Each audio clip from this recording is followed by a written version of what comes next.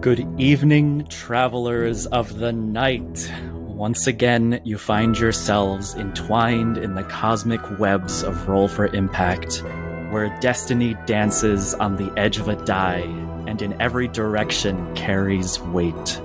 I am your maestro of myths, the architect of adventures, the weaver of worlds that tantalizes and terrifies, Wesley. But you can call me Wes. Embark with us in the continuation of the next chapter of The Stranger, Midnight Whispers, an episodic actual play show where we bring together Shane as Trevor, Asteria as Dr. Glass, Ari as Esperanza, and Matt as Nihilus von Stonen. Our saga, aptly named Midnight Whispers, prepare yourself, for the journey continues. Let's roll the intro. Adrian Mitchell walks through the halls with Constantine. They walk down the stairs into the lobby, passing the other guests, the art, through the lobby to a small maintenance entrance, another staircase, one that heads to the basement. Adrian turns to Constantine as they're walking. All right, you gotta show me. Look, 5 gold ain't nothing. And, well, is it what you said it was? Keep it between us. They walk down, open up an old wooden door. Despite how young the hotel is, it's a space that's not kept up for guests. And they walk down a narrow stone pathway along a wall to a door. The door is shaking against the door frame violently. And as the footsteps get closer, the shaking diminishes, as if it can sense that somebody is approaching. Constantine takes out a metal rod with a forked prong on the end, and an alien-looking crystal on the other end of it. The crystal glows with power. He slowly opens the door, sticking the rod in first, and you hear the violent electrocution sound echoing through the halls. And as the door opens, we see as these two from the hallway peek their head in, and Adrian, who carries his director celebrity swagger, breathes a gasp as he looks inside. Constantine, that's a lot bigger than you said it was. Yeah, well, being paid well to get this thing out of here. The door shuts closed quickly. Are we safe? With that thing here? Is it gonna break open the door? It'll be fine. I come and put it out of its misery once every few hours. It's too weak to move. The door shaking is just as much as it can do. How much are you getting paid for this? Let's just say I'm retiring after this. I might invest in the mines, I don't know. The mines? Is it as lucrative as they say? They start walking back down the hall. You can still see the paleness in Adrian's face. He was spooked. Yeah, well, I've got a sister who is doing pretty well. All right. They open the door and begin to walk back up, and that's where we'll transition to where we left the party. In the office of Harland Usher, alone Constantine had left, and all of the other guests who saw the scuffle between Trevor and Constantine, the gun being pulled out. What would you like to do? Does Dr. Glass know much about the late wife of her patient, Arthur, who she discovered shortly before coming here that, he's an older gentleman and his wife was killed by the Van Thorns for doing too well mining on Crow Perch. Was she orcish? Roll history. With disadvantage because I have a level of exhaustion. It's been a long day.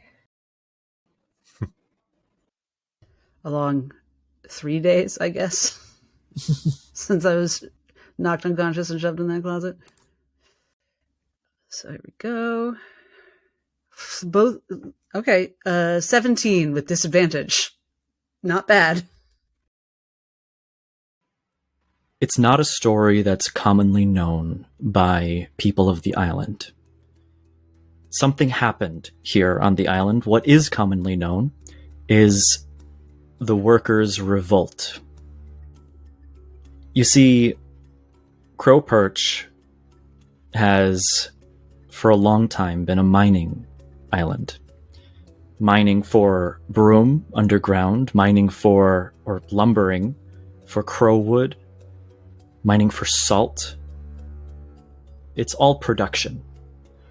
And there was a time, a lot like this experience of the past that you're getting to glimpse at through what seems to be the memories of others who were affected by this beast that you've encountered in the last session. It's cheery and hopeful. It's opportunistic. Everybody's coming to get their piece. But as time went on, the gap between those who succeeded and those who are simply workers has become insurmountably large. And one of the most notable events in the past was the workers' revolt, as people refused to pick up a pickaxe or an axe, attend the chemical plants, or do any of their work, and they revolted mostly peacefully. And that revolt was quashed very brutally by the noble families. It wasn't just the workers, though, that ended up being collateral. And knowing that her death, surrounded by others on the shores of Port Hillcrest, happened around the same time, you can only presume that while it might have been collateral damage or an accident or a casualty of a revolt, could also have been much more intentional. So a lot of people had sisters. First of all, obviously, none of us heard that conversation.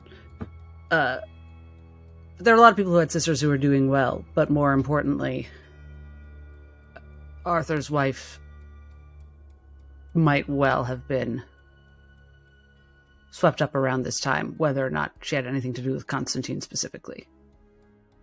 Yes, and at the time, this would be later than the time you're experiencing now. That's certain.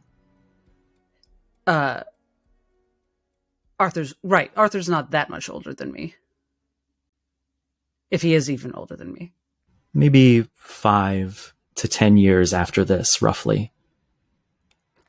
At this era and time, what you can remember, especially with a 17 on a disadvantage, what you can remember is these were the days that Crow Perch was at its absolute peak. That Port Hillcrest was bustling, that everybody was coming to stake their claim and become wealthy. And this distinction of families and nobles was not to be seen. Gotcha. So, yeah, this is older history than what my clients would be dealing with. It's like a gold rush town in the middle of its boom, where as long as you get a piece, you can live pretty well. Exactly.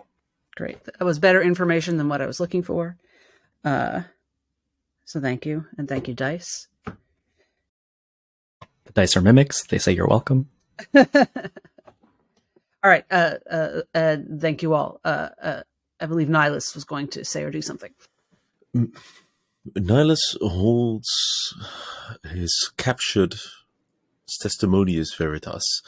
He looks at this beautiful, holy textured book for a moment before he looks at the rest of the party, with which they might carry a presumably confused face. So as his instincts want to delve deeper into this holy book, he puts it to the side for a moment and asks, there must be a reason to why this spirit, demon, beast, or thing is bringing us here, conscious, all together. We should find out why. Understand it, perhaps. Why are we here? You hear from the corner as Maggie, who's the one who's been sitting there all this time, staring at the wall blankly, starts to seem a little bit more conscious, present. How did I get here? What is the last thing you remember, Maggie? Well, I remember coming to get a employee of mine on the 5th floor, but it didn't look like this. Did you enter? Did something happen? I don't remember. I went through the door. There was an elevator. There's not one here. Where are we? That ain't the question, I think. Looks around. Where isn't important. It's when, right? Out of place, out of time. She stands up and she looks back at you. But you also don't belong here. That's what I've been saying. You're guests. But not guests of now. You see, she becomes a bit pale. What's happened? There's something in the hotel, I think, that is... I don't know why it does this. It isn't a very nice thing, Miss Maggie. I don't believe in superstitions. Maggie. I don't believe in superstitions.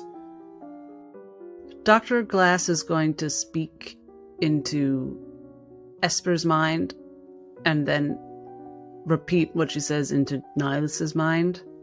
And she's going to say, I'm not sure we can trust poor Ms. Maggie any longer, my friend.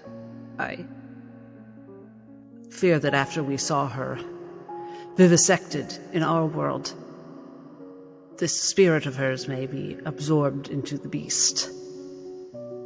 You can see a bit of head nodding from Nidus, not too much. Esper's kind of distraught eyebrow crinkle worsens. And once again into Nihilus's mind, she says, as a holy man, do you have any way of judging such things, or should we just skedaddle to an adjoining room? To that reaction, he just tilts his head a bit. He's still trying to face Maggie. You don't see much of a response on that. He's trying to keep it subtle. As he does speak to Maggie and asks, Maggie, when I was in the lobby in the reception, I heard some rumors about that this place might be haunted. Now, at first instance, it would be mere superstitions, but would you know more about the history of this place? Of course, it can't be haunted. It can't be haunted. It can't be haunted. I went to the 5th floor to find our workers. I said it can't be haunted, and I went to the 5th floor. That's what I'm getting at. And look how well you are now. So clearly nothing terrible happened to you. So don't think too hard about that.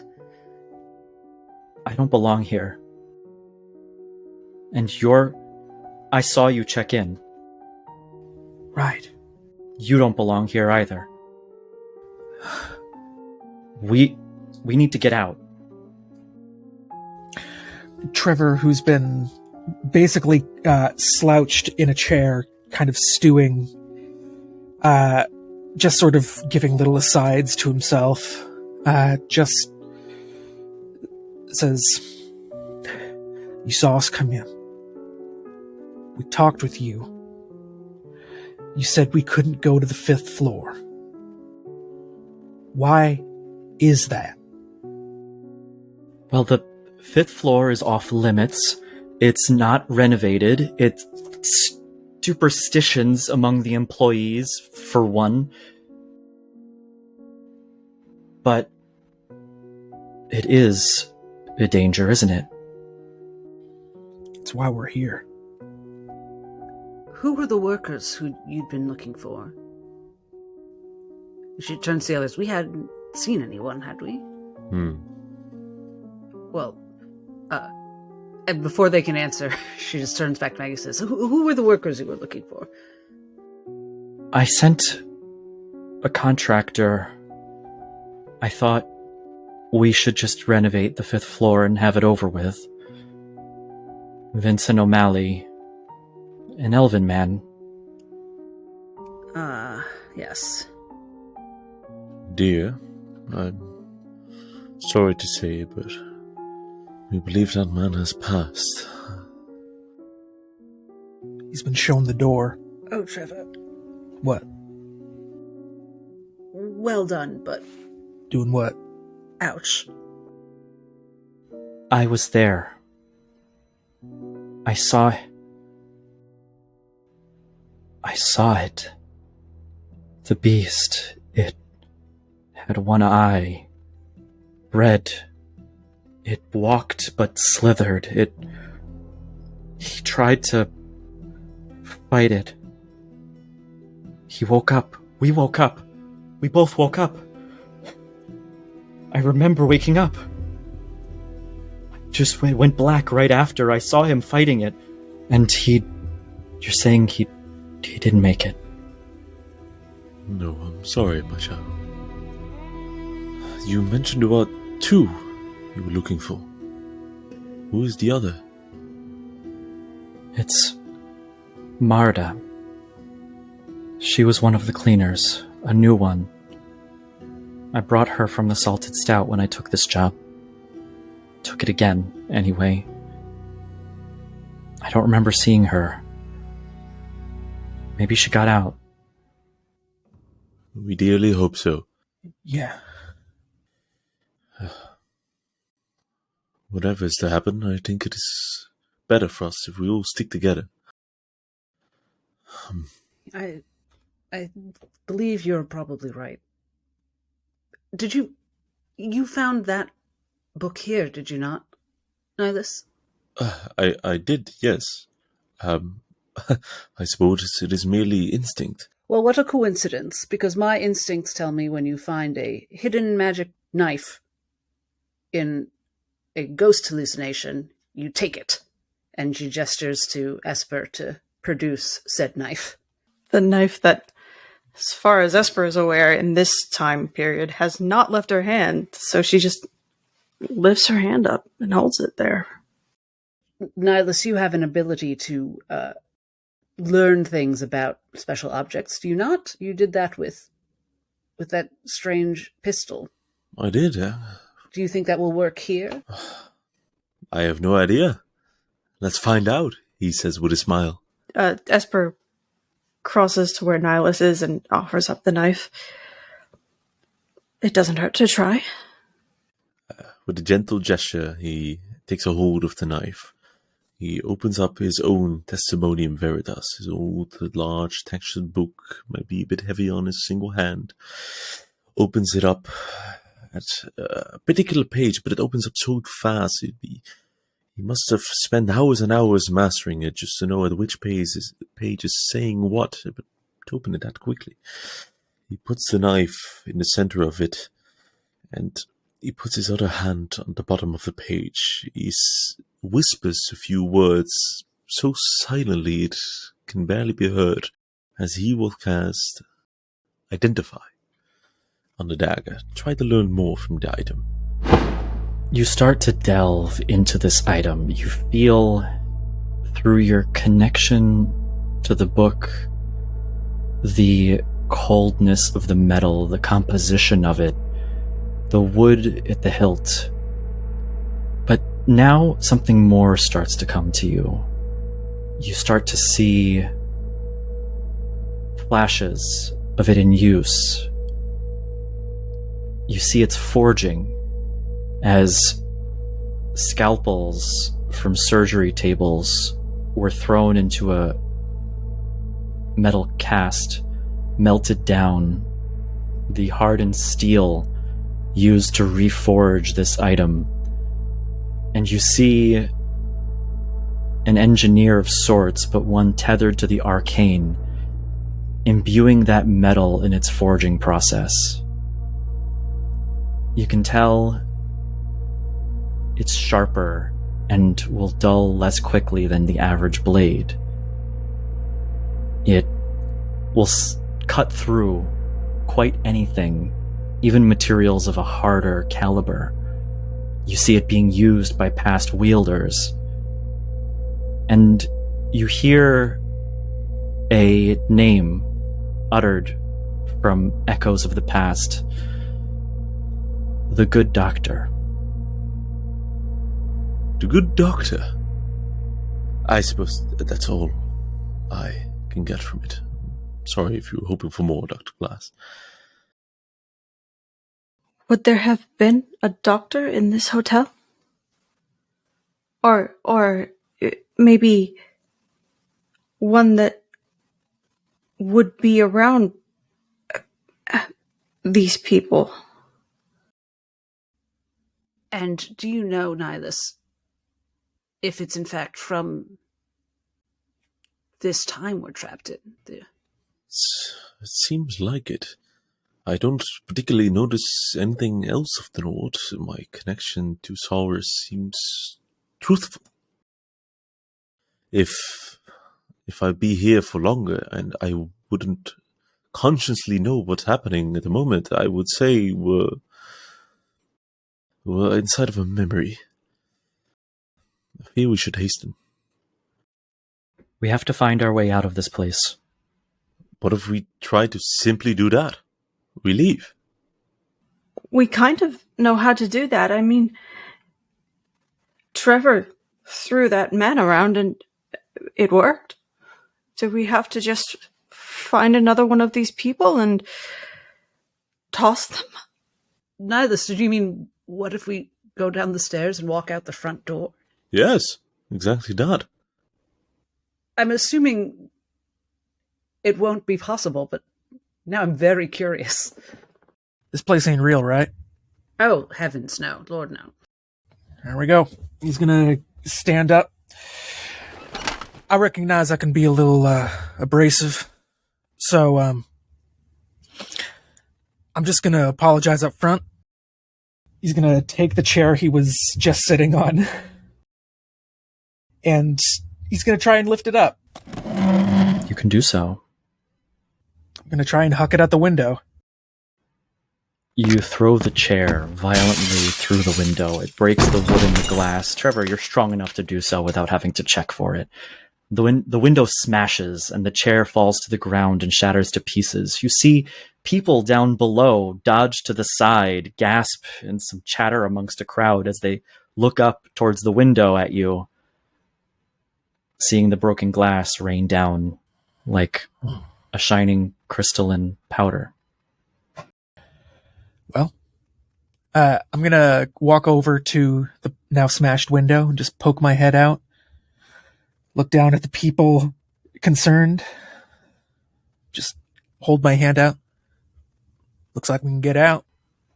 Roll a wisdom check. Not a saving throw, just a wisdom check. Okie dokie.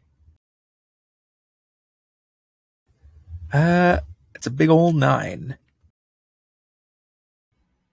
When you look out at the ground below, you see this older version of Port Hillcrest. You see these beautiful ornate umbrellas being carried around by aristocratic people.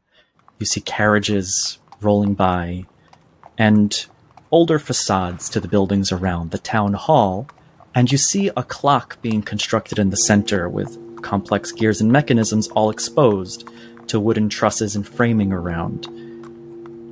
And with a 9, you simply notice that for some reason the stature or the look of these people bears a familiarity. Like when you look at a picture of an old friend, but you don't remember what their name was. Looks down. It's weird. Just kind of calling down to the ground. Just some renovations. Keep on trucking. And he's gonna back up. Right. Well, we can get out. People there look really fucking weird. Intriguing. We'll be unsure of what the consequences will be to doing actions like such. So far, I think it would be a safe bet to be free to roam as we do please. He just starts to hold and twist his mustache as he thinks. Wes, I think you said that the weird ass sun made me feel more connected. Yes, it, for some reason, because nobody else feels this, it's just you. You feel a familiarity to it. Like something you've known your whole life.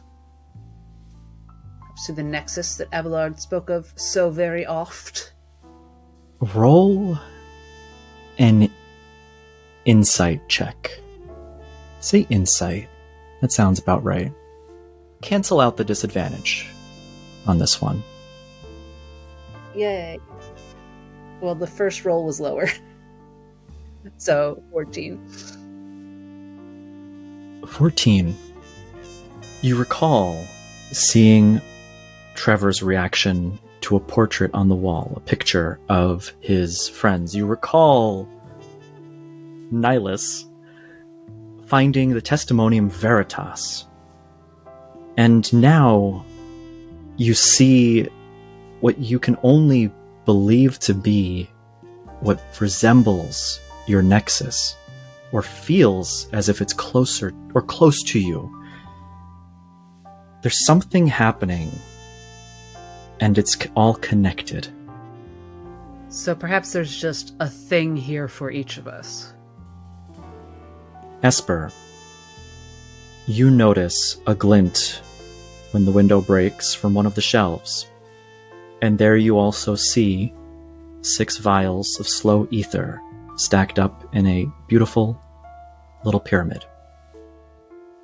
Esper's eyes are repeatedly, almost constantly drawn to that location. It seems like she's trying to avoid it, but she also cannot help her attention diverting back to the files. Does Dr. Glass clock that? 100%. I wouldn't say it's subtle. Unless, Esper, are you trying to hide as much as you can? Esper is too freaked out about this place to be subtle. Mm-hmm. You'd notice. Ah, she says. I see. Starting small, perhaps, but this place is trying to lull us into staying. It's offering us the things we want. I don't think I want to stay here. No. Especially not if that is going to be what it wants to offer me first. And neither shall we, Esper. Don't worry about that. We'll get ourselves out of this tricky situation. Just have to find the right angle to it. Take care, Nihilus. That book is your little honeypot. What? I wonder if I break those vials, will they just reappear? I mean, causing damage to the memory, if that's what we're going to call it, seems to make things go weird. Why not? Break something else. Last time it was the host. All right, Mage Hand. Dr. Glass smashes the vials off the shelf. They fall to the ground and shatter. We're the worst escape room team. Just start busting open the windows and breaking all the props. It falls to the ground and shatters. It makes a noise, and at this point you hear a hurried footstep down the hall outside of the door heading in your direction. A moment goes by. Trevor, what did you do last time? It was Harlan, our host, whom I think is different from the other residents. Yeah, as he hears the footsteps going, I roughed him up a bit. Listen, I'm not going to pretend like I know what's going on here, like I got the key to all this. I'm just experimenting just as much as you is, just... If, I can recognize when I'm not exactly the right tool for the job, you know what I'm saying? Well, I think you're a very good tool for the job, Trevor. Don't be silly. I think our options include we keep beating up that man until we get kicked out of this hallucination or whatever, and we keep beating up the beast in the real world, though we're all pretty beat up ourselves, and I'm low on my ability to help. I don't know if there's an alternate. I have this itch in my brain that maybe if there's a solve the mystery path as well, but that is maybe that's actually the trap that's been laid for me, is juicy mysteries. Yeah, I'm just saying, this seems like above my pay grade, so I might just be looking for an excuse not to fuck shit up. You're not fired anymore, Trevor. I'll give you a raise. I mean, Trevor, the man that you beat up, he's not alive anymore in real time, so... No, I know that. It takes away having to feel bad. I get that. And beating him up gave us results. Fine, if you want me to do it so badly, I'll go and kick his ass again. Are we in any shape to then kick the ass of that real life? Well... I'm not a fighter. I don't think I could help. Speaking of... You are being a great help, just as you are, Maggie. Please don't forget that when we went back, it seemed that time had continued to move, and right. It was doing things. That's what I'm saying, right? We gotta get out of here quick, because we don't know what's going on in there and who's getting ate. The door bursts open as the footsteps have approached, and you see Constantine look through. I heard that you were causing more ruckus. I wanted to check on you. I bumped into the shelf and they fell. And did you bump into the chair as well? I tripped on the chair and that made me bump into the shelf. Roll deception with disadvantage. Disadvantage? They're just drugs lying around. That is 10. Tripped on the chair. Gotcha. Look, I would like, if you're going to be a bit chaotic, you did so outside. Not in Mr. Usher's room. I'm sorry. Of course, apologies. Let us say our apologies as well to dear Usher himself, if you don't mind. Where is the man? Mr. Harland Usher is not available at the moment. Oh, sorry to hear that. Of course, we will pay and recompensate for any damages. Please, is there some place where we could reach him, let him know, perhaps leave a letter at his... I can take a message for you. Very well. We will do exactly that. Of course, he knows our room number. Of course. I could tell him to find you at his earliest convenience. Would that be okay? Of course. It seems like he has rushed off rather quickly then. He was just here a few moments ago. He was looking for a doctor. A doctor? Oh, my. One of our guests, yes. Is there something we can help with? And he points to himself and Dr. Glass. No need. We have a doctor who's staying with us, Mr. Buring. I'm sure Mr. Usher will be taken care of just fine. Please, it's the least we can do. Please send Dr. Buring my regards as a colleague. Oh, I'll be sure to let him know that there is another doctor here as well. As far as Mr. Usher, once he's free, I'm sure he'll come find you. I think he felt a little taken aback by the last interaction, and he doesn't want to disrupt your stay as he believes that his presence has upset you. He looks over towards Trevor, and you notice that he's standing with the door cracked open just a bit. His head peeks around, but he obscures his body with the door. Right. Yeah, no, I don't know what came over me. Just it was a long journey getting here. And my head ain't where it's supposed to be at. I apologize for disturbing your work. If you want to send like a cleaning lady up here to deal with this glass and stuff, I can help out in any way. I mean, I ain't good at much, but I can move stuff. So if you need help, she'll attest to that. I'm pointing over to Dr. Glass. Well, I'll keep that in mind. I would love a hand at some point. Doesn't have to be now, but I left some things in the basement. Quite heavy, hard to bring to the room. Wouldn't be able to handle it on my own. Maybe you and I can go pick them up later. I don't know if this is an insight check, but this is just like the first thing popped in my head. Is this guy bringing me down to the basement to put a bullet in the back of my head? Go ahead and roll insight.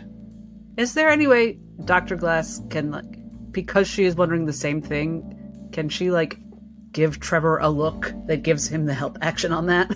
I would say insight is not a help action item, That's but fair. I typically will allow 2 people to try something before it is just immediately failable. So if you'd like to also roll insight on your own, you could do so. All right, thank you. As he's kind of saying, Constantine is telling him this, he's kind of absentmindedly fiddling with the band on his finger, the wedding band. I'm going to utilize the band of the betrothed for this and roll with advantage. Okay, you can do this. Okay, well, it's not a nat 1, so that's good. Modified 20. Better than my 9. You begin to feel a subtle warmth coming from the band. It warms your finger, and you know that when this happens, these are during moments where you ought feel a bit doubtful about what somebody's saying to you.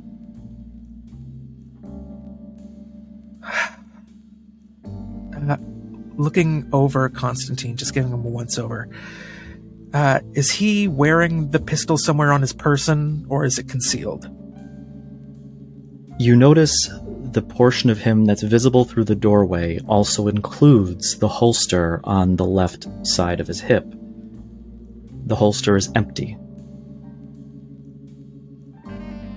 I mean, I suppose it's the least I can do, right? Yeah. It's just I mean, it doesn't have to be right away again. If you're willing to help, though, I'd appreciate it. sure. I could do that. He's gonna slowly start to take a few steps forward. Kinda looks over to the doctor, being like, I'm gonna hang out with Constantine, We're gonna be good friends. He pushes the door all the way open, and there you see as he reveals in his other hand he was holding the pistol behind it. And he holsters it in front of you. I apologize, I didn't know if you would be violent, so I just wanted to be careful. Shall we? As for the rest of you, I just thought you should know that Mr. Mitchell, Eliza, and Mr. Gregory, they're going to be making their final preparations for the gala. And if you'd like, you can join them. Oh, right. And if Dr. Buring is indisposed, I hope you'll have him send me his card that I might call upon him at another time. Well, I will certainly ask. I don't have a card of his.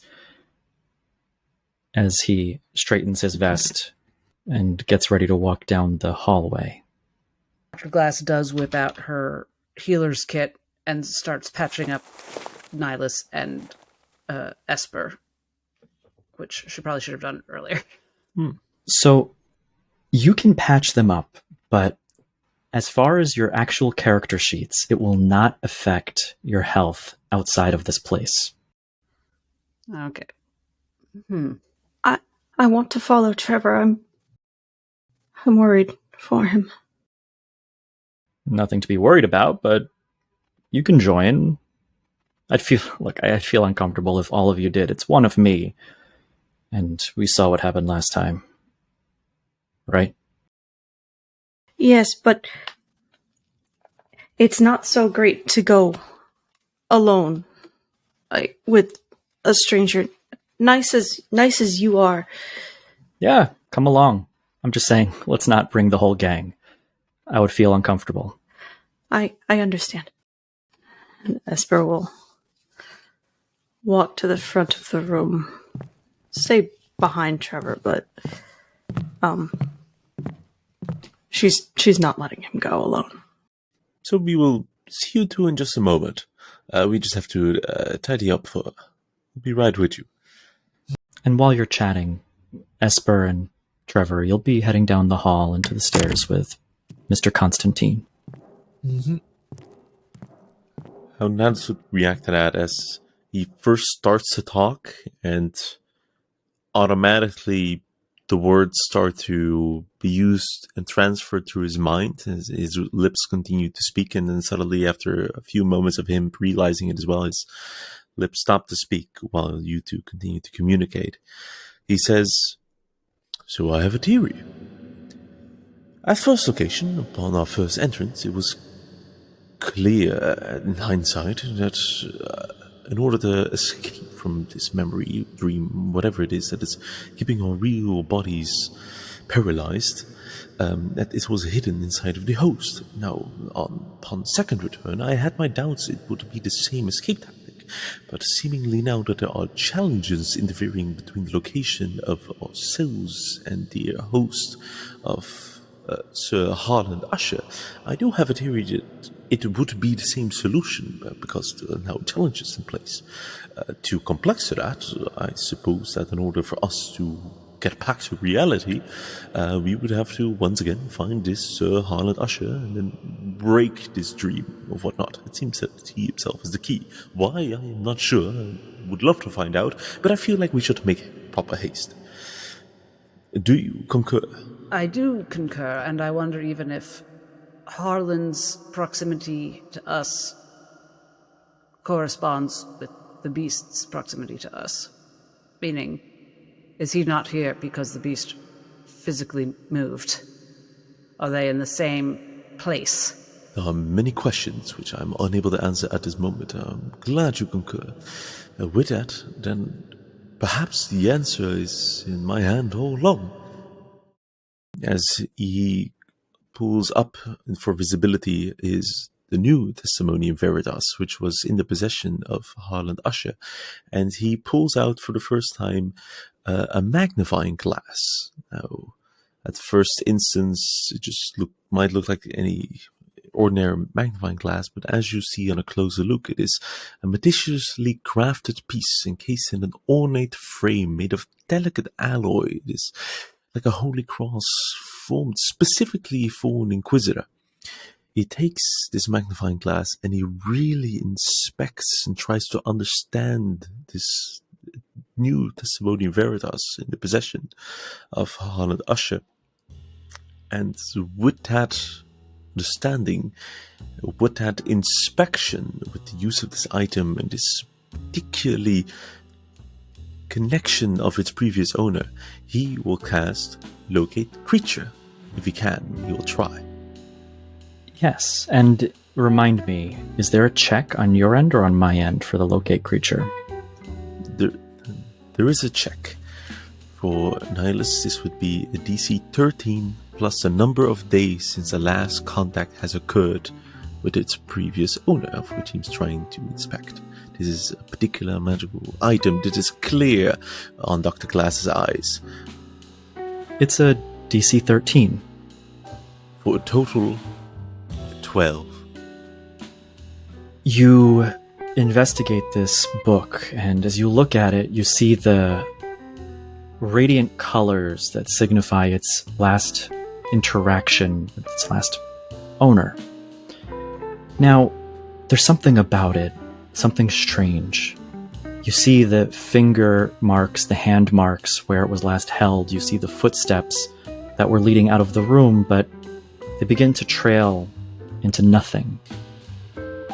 But as you notice that, you also notice something else. This book, it's the same that you have, except in its original form, when you first received it, not marked up at all. It is the same book, and you know that. You know because you've touched it, you felt it, you know each crevice, each small embellishment. There's a wave of emotion going on Nihilus's face. He's so busy trying to understand this Testimonium Veritas that he thought he had the solution at hand, but then he realizes step by step that this is not just a Testimonium Veritas. This is his Testimonium Veritas. And he opens up the book, presumably, I'm sure as well, the pages, although they might feel different, they act exactly the same, which shouldn't be.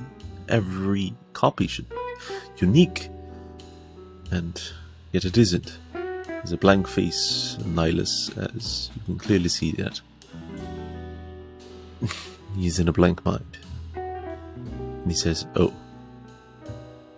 Well, I suppose that's why it was only a theory, but I think this one is mine, or it will be.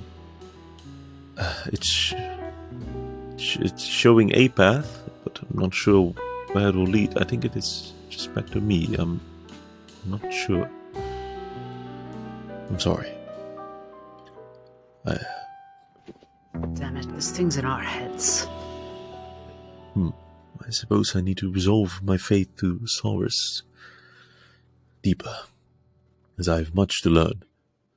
And he pockets the Inquisitor's magnifying lens, and he kind of looks back to Dr. Glass with a pale face. Any thoughts? Any ideas? Well, my next idea is to search Constantine's room while he's occupied. I beelined for the magic item, but now that I'm suspicious of him, there might just be non-magic clues in there. Very well, let's have a look through his room. And after that, Constantine was sort of nudging us towards the film folk eavesdrop on their drama? Yes, we should. No pun intended? Was that a pun? Let's go. Sorry. Trevor and Esper, you head down the stairs and to the lobby and to what looks to be a maintenance room, to an old staircase, to an old door, to an old cobblestone hallway in the basement. He walks ahead of you, leading the way. Yeah, it's just right down here. Sweet. Gets down to the second door, goes over to it. Just in this way, let me get a cart. And he walks over towards just past the door to pull a little trolley that might help move this crate that he's asking about. And he grabs it. All right, after you. Holding the cart, waiting for you to enter the room. You just need me to move it in there? No, the crates that I need to bring up, at least the one. It's in that room over there. I've got the cart. Mind opening the door for me? I mean... Esper will slip forward and both hands on the door, pull at it. Slowly, and trying to kind of peek around the corner of the door to see inside as she does. Roll perception. 3. The room is old. It has cobwebs on the ceiling. The cobblestone continues from the hallway, and there are crates stacked up in each corner. Some of them have little labels on them. One red that says fragile. One yellow that says caution. He says, it's the one with the red label. I've got some glassware. Needs to come up. Alright. Dark as shit in there. Sure. He's gonna slowly take a few steps into the room. And right before he, crosses the threshold, he just kinda tilts his head, turns back around to Constantine. I think we got off on the wrong foot. Yeah? Why do you say that? I mean, I get it, but why all of a sudden? I don't know. Back where I'm from, it's customary to, you're a community when you work together. I never really felt that for majority. And, when I meet someone new and they start ordering me around, I bristle, So, yeah. Roll persuasion, please. Let's try it. 13? Yeah, I get it. Hey, one second. Can you have your friend step out? What was your name?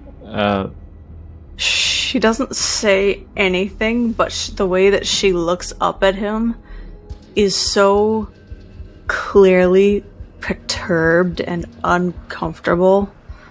And it lingers there for a moment before she looks to Trevor for confirmation, for any sign. Hurry up and get out into the hall. Come on. Now. Hey. Come on. Ain't no way to treat a guest, right? Get her out of there. Listen, Esper ain't done nothing wrong. What? Why do you need me out so badly? He goes over towards the door and dons a very serious expression, almost pushing past Trevor as he reaches by to the doorknob. What's in that room? Trying to reach around him. He's going to try to close the door. Is he trying to close it on me, or...? Well, you're standing in the doorway, so he's trying to pull you out and close the door quickly. You see, as he's looking towards Esper. Hey, we're just having a conversation, man. He's gonna try and, interpose himself. There's a crash from behind one of the boxes as a disgusting, one-eyed beast, young, legs slithering on the floor, exactly like the one you've seen previously. As it crashes out from behind the crates and lunges towards Esper, please roll initiative. Shit. Almost instinctively, he calls out, Esper, get his gun. He looks towards you. What are you doing? I'm trying to save you. And he's going to try to contest you. Please give me your initiative rolls and roll athletics, Trevor, for the surprise round. 16 for initiative. Also, other question. Was the dagger given back to Esper after the identification? That would be absolutely up to her. If it was offered, she would take it. I would say so. It's unless we specified that Nihilus was keeping it. Got it. Okay, alright, Esper has a dagger on her. For initiative, I rolled a 16. The athletics is 20, a modified 20. What is Trevor's dexterity modifier? +2. Alright, you first. He reaches past you to try to slam the door shut. You push back at him as he takes his hand and he presses it against your face, not in the way that he's looking to hurt you, but he's trying to get you awkwardly out of the way to reach past as quickly as he can and grab the doorknob. And it's such an awkward position. He's somehow able to force his way by you, grabbing onto the door and slamming it shut. He looks back. She's dead. Don't open it. She's dead, man. And with that, Trevor, it's your turn. At this point... Okay. So, paint me a picture here. I'm in front of Constantine, who's just interposed between myself and the door, who shut Esper in the room. Yes, he shut Esper in the room to push his way past you towards the door and slam it shut. Wrong. You made the wrong choice here. Look, I changed my mind, alright? But there's nothing you can do. This thing is a monster. Open that door right now. She's dead. Just consider her dead. And he is going to keep trying to push his way. It's your turn. You'd have to contest athletics. I'm debating whether or not I go for a grapple or I just try and knock his lights out, but I don't think that's going to work. Here's a question. His gun is holstered at his side. Can I try and go for his gun? That would be sleight of hand or athletics. It would still be contested. You can tell he is a strong man, he is bulky and big. And you might even be able to piece together at this point the scars on his arms that you saw. Okay. In that case, objective 1 is getting Esper out of there, so he is going to try and do kind of a wrestling style, double leg, to lift him up off the ground and try and throw him behind him to try and get past. Mechanically speaking, he's going for a grapple. Roll athletics. Oh, that's not good. That's a 7. He has a 13. As you reach in, now at this point, you're pushing each other awkwardly. He still has his hand on your face, pressing you away. You go in with your arms to try to grab him, and he just keeps that slightly longer arm reach to keep you awkwardly unable to use your full strength. He continues, "There's nothing you can do. If you open this door, we're all dead." Esper. The door was just slammed shut. The room has gotten darker, though there is a small window, too small to fit through, but it casts just one ray of light across. The ray is about 10 feet in front of you. And in the darkness, you see a slimy, wretched foot step into that light beam, followed by the rest of this creature. Its one eye looking at you. You can almost tell it recognizes you well. It's your turn. Esper has gone rigid for the first moment of hearing the door shut. And it's the muffled sound of whatever Trevor's trying to do behind the door, and Constantine trying to tell him to stop. Hearing that Constantine thinks that she is all but dead. As she's watching the creature look at her and somehow pings that recognition that it has for her. Her shoulders are going to rise a bit. She's going to take a deep, deep breath as her knuckles go white, gripping the dagger that she has on her. No. You're not going to take me. You are not going to have me here. She is choosing, instead of attempting flight, that she is going to fight. And, essentially, bonus action, we are going to rage again. In this rage, don't mark it off on your character sheet. Okay. Esper knows exactly where she wants to go, so she is going to attempt to stab it right in that smarmy fucking eye. Roll to hit. Lunging forward. That is a dirty 20. Roll damage. For 7 damage. You strike this creature's eye directly, right into the center. You see this black ooze seeping out. It immediately looks like it's starting to heal around your blade, and as you pull it out, you do see you've done damage. However, it still continues to look at you, prowl in your direction. Now it's right up in front of you, and its maw in front starts to open. Are you doing anything else? Esper's fight response is not at its strongest.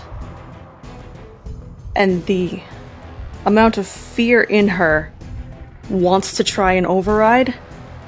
And that fear is going to have her arm, in a moment of muscle just behaving on its own, react, pull back, and try and go for a second strike. She is going to use borrowed time. Okay. That you will mark off on your character sheet. Alright. 24. That hits. Roll damage. 6 damage. Again, you strike around the same spot, piercing a second time just inches to the right of your first strike. The eye is bleeding this black ooze profusely. The beast seems almost unable to see. It squints with its one eye towards you, and you hear the wretched screech, and through the door, Trevor, you hear... Trevor? I'm coming. Is there any room for movement? You can move. The room is about 15 feet. Esper is going to try and skirt around it, not necessarily trying to get out of its melee zone, just kind of get towards its backside. You're not leaving its radius, right? I am not. Okay. The beast, seeing you go around, it turns its massive head along with its body, one after the other, as it tracks you like a predator. And it's going to lunge back, trying to scrape at your body, its maw trying to bite down on you. That's a 19 to hit, followed by a 22 to hit. I think that hits. You take 17 points of psychic damage Uh-oh. on your character sheet as it strikes at you, and what you experience is the maw biting down onto your body. You feel its teeth like spikes starting to dig into your flesh as it starts to tear away. The pain is excruciating. It doesn't feel like blades or teeth, though. You feel that pain run through this body of yours, but straight to your head. You feel as if a headache, but 1,000 times stronger than you've ever felt before, starts to pierce at your scalp. The beast is then going to start to encircle you as well, like a predator on the hunt. I think Trevor's going to hear some sort of stuttering noise that's far more quiet than the beast, but it's also just weird. because the pain was weird, and it's hard for Esper to properly vocalize it. With that, the man by the door goes for his revolver, unclasps it, and points it towards you, Trevor, quickly, like that of a fairly well-trained mercenary, an outlaw, a gunslinger. This is the kind of movement that you don't see often, but you can only imagine from stories of old. Stay there. She's dead. You heard me. You don't want to be, and I don't want to be. Right now, just calling also behind Constantine, just, Esper, get that door open now! Trevor, it's your turn. He's held his action. He's going to make a lunge and is going to just try and get him out of the way so he can try and get the door open. An 11 to hit. Doesn't hit. I don't even have to use deflect missiles. You lunge forward, and striking his hand out of the way just in time, the gun goes off, striking the wall, crumbling some of that cobblestone dust onto the floor as it fires, and he misses. What do you do? Well, hopefully he's used his reaction. Is there any way for me to... Like, he is blocking the door. If I'm going to open the door, I gotta move him, right? He's actively kind of pushing against you. It's a contested athletics still, as if it's a grapple. You'd have to beat him out with an athletics check or some other way. Yeah, that's gonna have to be the way. I don't have any more of my tricks left, unless in the dream world I have all my key points back, but I doubt it. You could use key points. Interesting.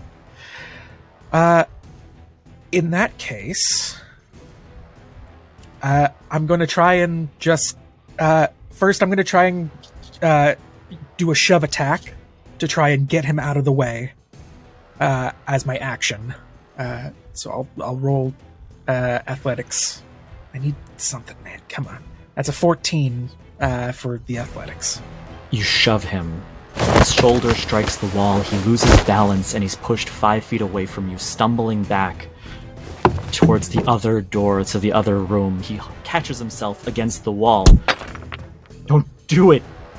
You're gonna kill us all! And he's going to go and attempt to open up the door. Would that... Question, what is it an action to try and open the door, or would that just be part of my movement? I would say the door isn't locked. It's not even latched fairly well. You can push it open if you like as a free action. Just kick open the door. And looking at what I'm seeing now, I just go, this is your chance. Esper, go! He's going to charge in, try and get in striking distance of the creature. And he's just going to get into a ready stance. And just say, come on, you ugly fuck! And is going to use his bonus action to use patient defense. And is just going to take the dodge action as a bonus action. And he's just going to try and distract and see if he can't get Esper out of there. And that's going to be his turn. The creature turns as... Esper, it's your turn. Esper, wobbling on her legs, is going to move to stand up, and she's going to try then to stab upwards into the creature. Quickly. Roll to hit. 13. A 13 does not hit. You strike upward, deflecting off of these young, spry scales on its body, which seem metal hard. The sound clangs against its hide. I also have a quick correction to make. Could you please add 4 damage onto what I had initially done? Because I'm trying to keep track of my rage damage. Yes. Done. Alright. Now, Esper is going to move around it again and make a beeline for the door. And Esper has the mobile feat. Whether I hit or not, once I make an attack roll against a creature, it cannot make an opportunity attack against me. Deflecting your dagger, it's still an incredibly hard hit. it vibrates this creature's entire skeletal system, its innards, and it almost looks stunned just for that millisecond, and you're out of its range before it can do anything. Stumbling, sprinting as best she can, she practically falls out on the other side of the door. As you fall out on the other side of the door, you see Constantine holding the gun, leaning against the wall, wiping some blood from under his nose, and he's pointing it at you. Just close the door. Just close it. And with that, the beast turns towards Trevor and goes to try to whip first with its tail on the spin, followed by a bite with its black maw of daggers, with a 14 to hit, followed by a 15 to hit. 14 just barely hits. Meets it, beats it. Oh. Alright. 11 points of psychic damage as the creature lunges forward.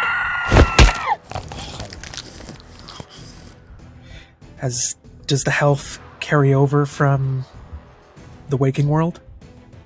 It does. I'm out. Wait. As soon as there's a bite, his eyes go a little blurry, and he feels himself starting to lose consciousness. And just his eyesight starts to go red. And he just starts to scream out in pain. Pain's just a message. A message you can elect to ignore. And he just screams out in pain, grabbing onto him. Using relentless endurance, he goes back up to 1 HP, and he's still standing. The creature tearing through your flesh, almost completely ravaging you. You feel, although you see your body just being ripped apart here, and you almost feel like you can see inside. You also can tell it's all an illusion, but that pain transfers to your head. You feel it piercing, but you stand as this creature ends its turn. Constantine is going to go try to shove Esper. Contested athletics. Contested athletics it is. It's going to be a 15. A 15. Oh, I'm sorry, hang on. I'm raging. I have advantage anyway. Natural 20. Natural. Well, there you go. There you go. He goes to shove you, and you push him back with such fervor. Just as he goes to strike, you knock him to the ground, prone in front of you. That's his turn. Trevor, it's your turn. The beast looks ravenous. You see the black ooze from its eye. It looks like it's closed the wound a little bit, but that was a lot of damage that Esper managed to do. It growls at you. He's breathing in, sputtering. You see as he's coughing, the same black ichor that covered him with the bite is starting to ooze down his chest and out of his mouth with every coughing breath.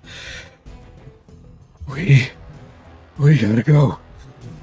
He is going to use a key point to use Step of the Wind and disengage as a bonus action. He is going to step out. And here's a question.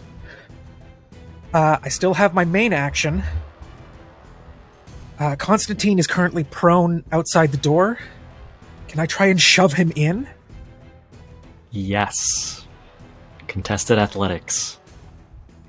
One more time. Come on. I need over a 10. All right. That's a 17. Ooh.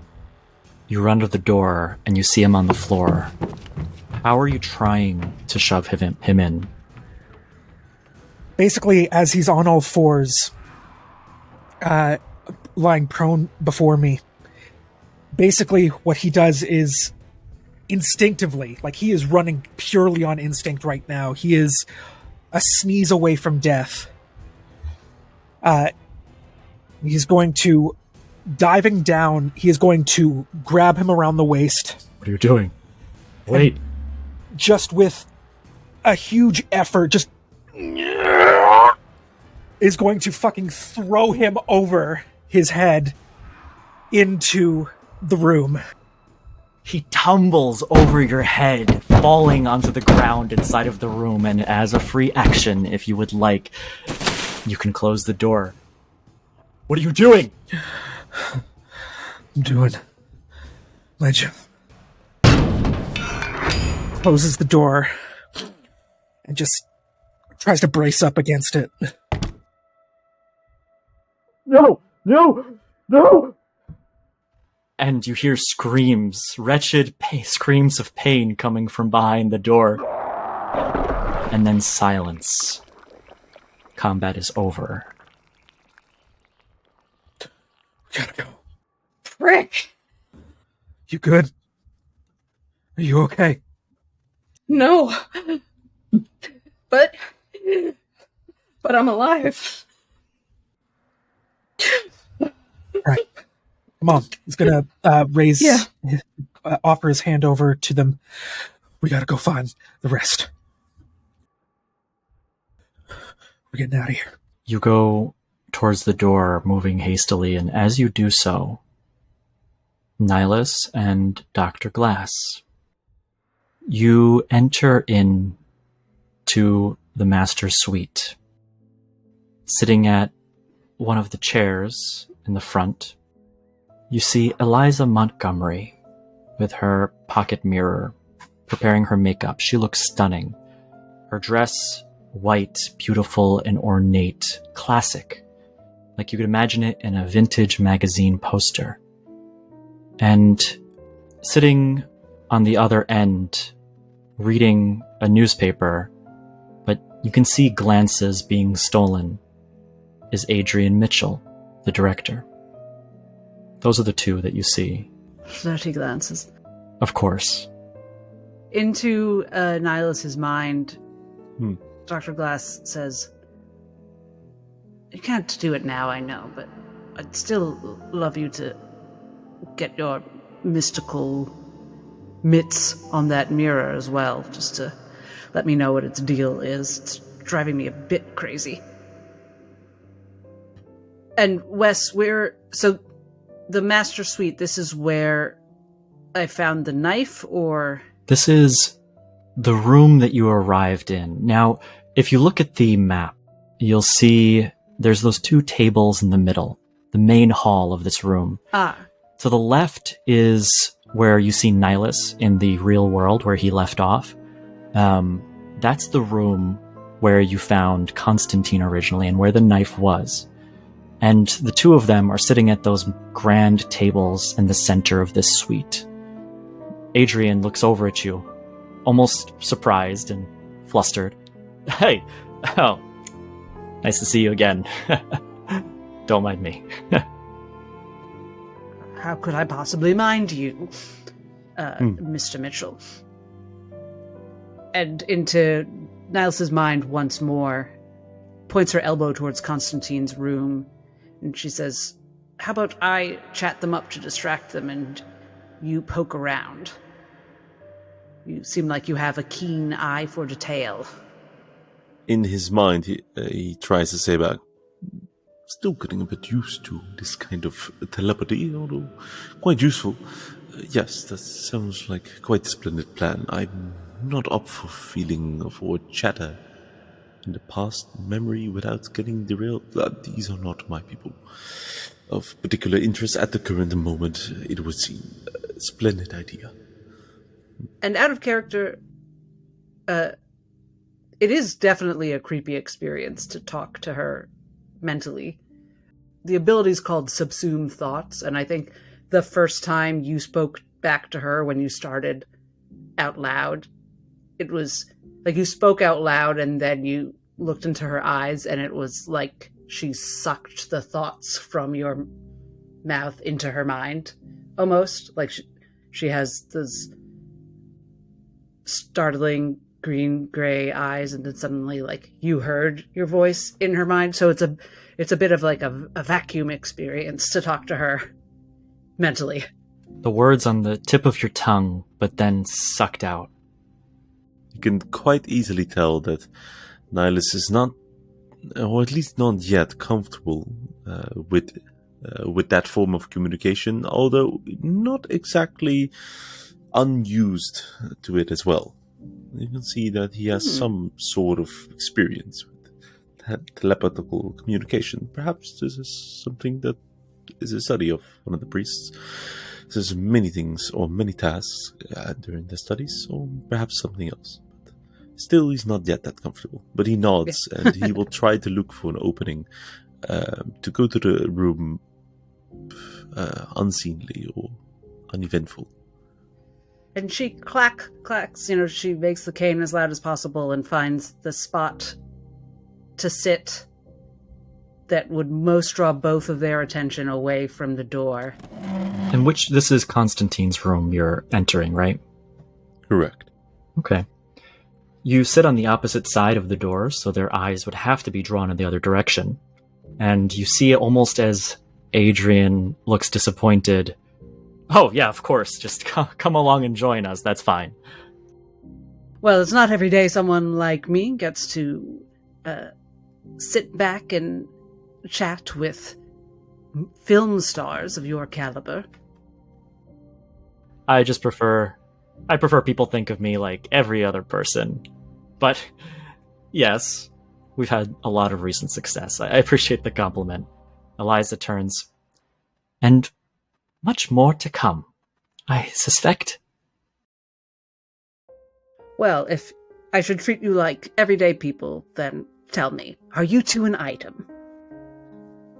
And she just launches into what she hopes is a very startling, invasive line of questioning to really distract them. Darling, the tabloids haven't caught up yet, so please keep it between us. But if it's not obvious already, then I'm not sure. And as this conversation goes on, Nihilus, you make your way towards the door. Please roll stealth. Low DC. For a total of 19.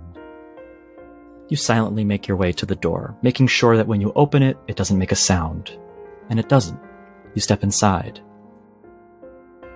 You can tell by the way how he walks with his long robes seen formerly by other priests.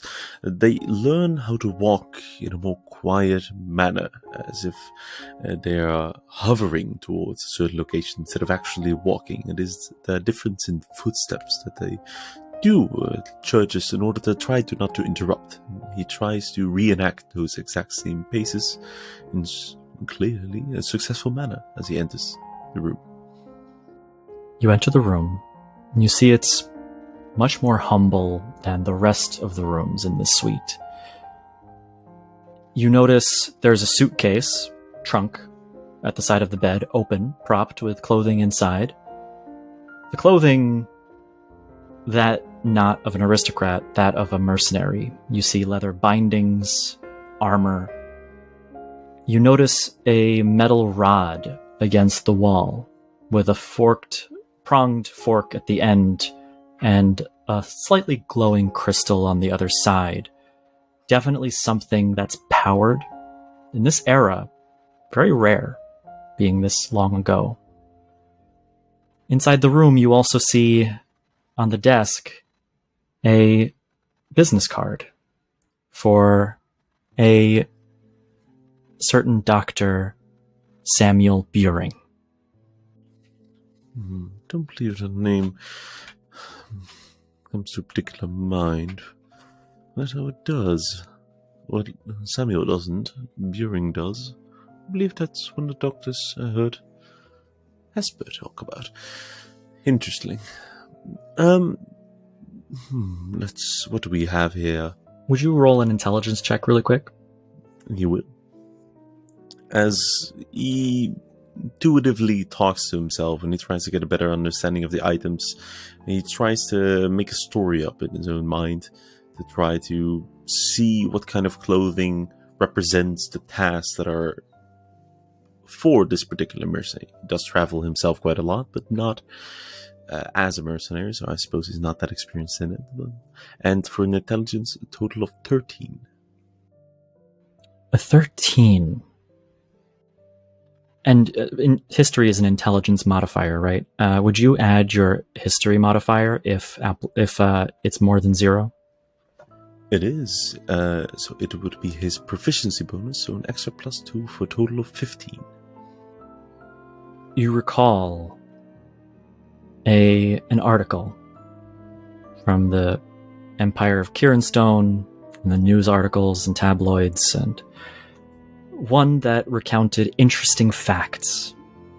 Every time this paper would come out, they tell a story, one from the past, speculations about the future. And this was a story recounting the tragic events at the Whaler. And you recount, thinking back, that there was a time that the Whaler was shut down temporarily for a major renovation. There was a fire, among other mysterious circumstances, and it wasn't ever thoroughly investigated. But the tabloid, the paper, managed to get its hands on some things that were found post-accident, and among them, a pronged metal poker and a business card. Those 2 items you recall seeing a painting, a depiction of, when you read that article. When he thinks back to it, did the article state as to why those items would be connected to it? Many people passed in this event, a huge portion of its guests, and an immediate shutdown of the production Midnight Whispers. And they are just the few things that the outside world was able to see. They were found not by Crow Perch municipalities, or they were brought back from some few survivors and or found in the rubble of what was left of the Whaler Hotel.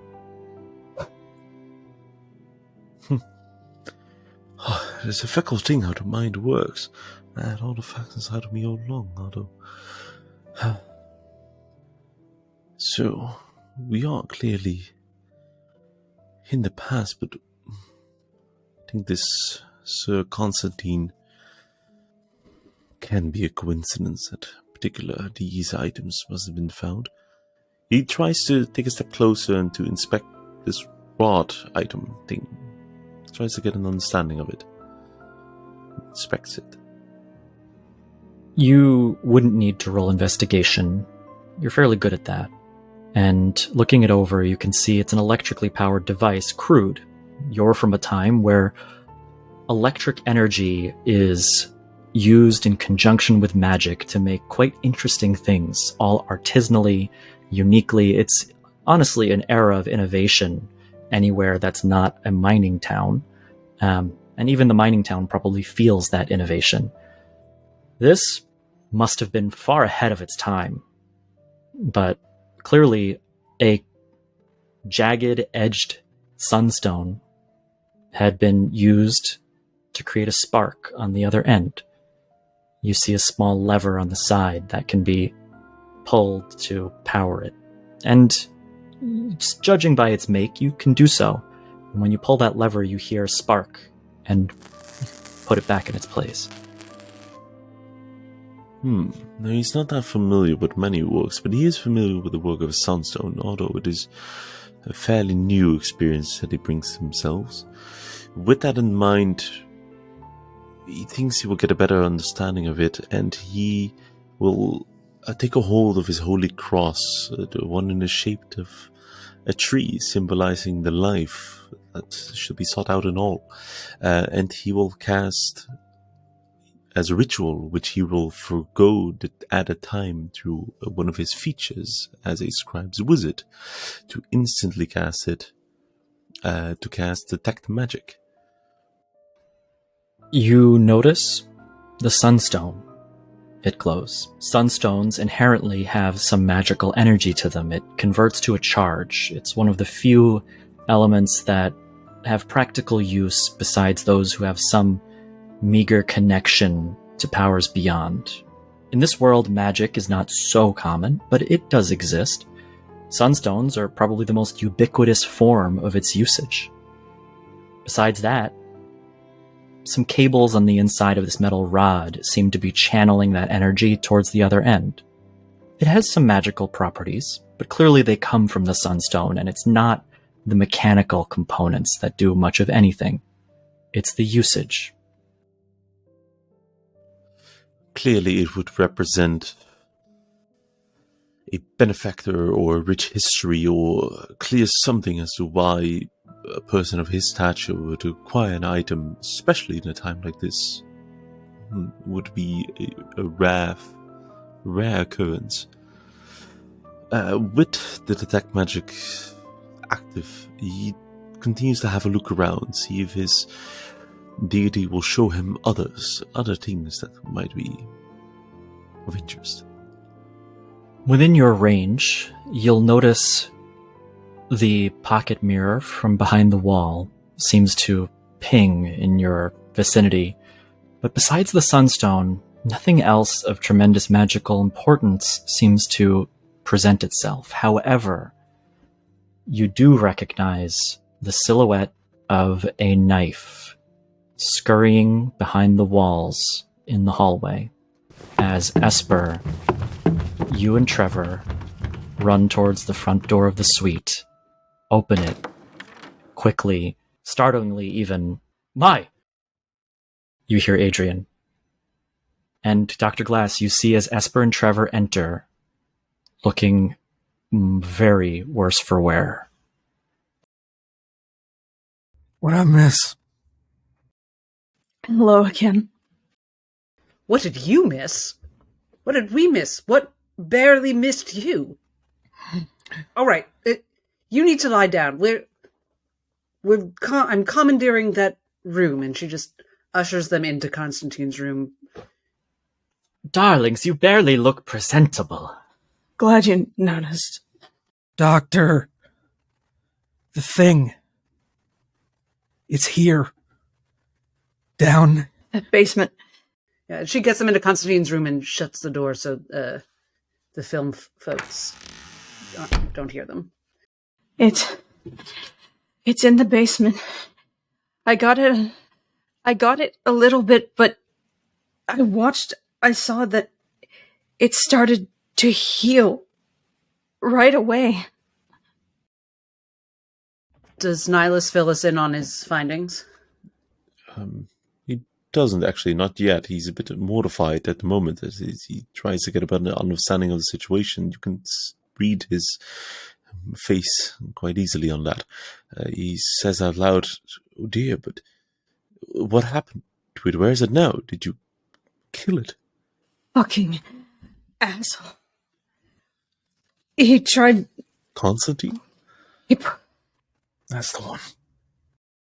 Pushed me in. And he tried to keep the door shut, and he knew it was in there. And I was in there with it. And... He ain't gonna be a problem anymore. And the creature? In the room. So it's been here in the hotel for an incredibly long amount of time. You know what is the really unsettling part about the whole thing? We're in the past, right? Right. When it came around the corner and it saw me, it looked at me and it knew me. Shit. It must be connected. An important thing for us to remember, I think, is that we're not really in the past. We haven't traveled to the past. This is all mental. That the creatures trapped us in a memory of the past. Clearly we now know its own past. It seems from what you're all saying that this whole thing began because Constantine, for some reason, brought the creature we faced into this hotel. You notice as the bookshelves in the room seem to be filled with your old textbooks, Dr. Glass.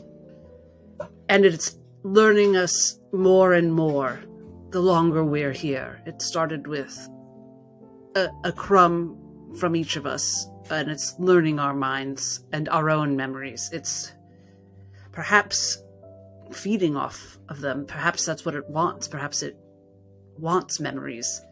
Wait, I found this, and he takes a hold of a musket, or the rod, yeah. Wes, is the rod basically a cattle prod? Basically, yeah. It's just an electrical shocker. Mhm. Perhaps that's what Constantine used to control the creature. Exactly, it seems to be powered by a sunstone, and he tries to show it its use. So is it out of juice?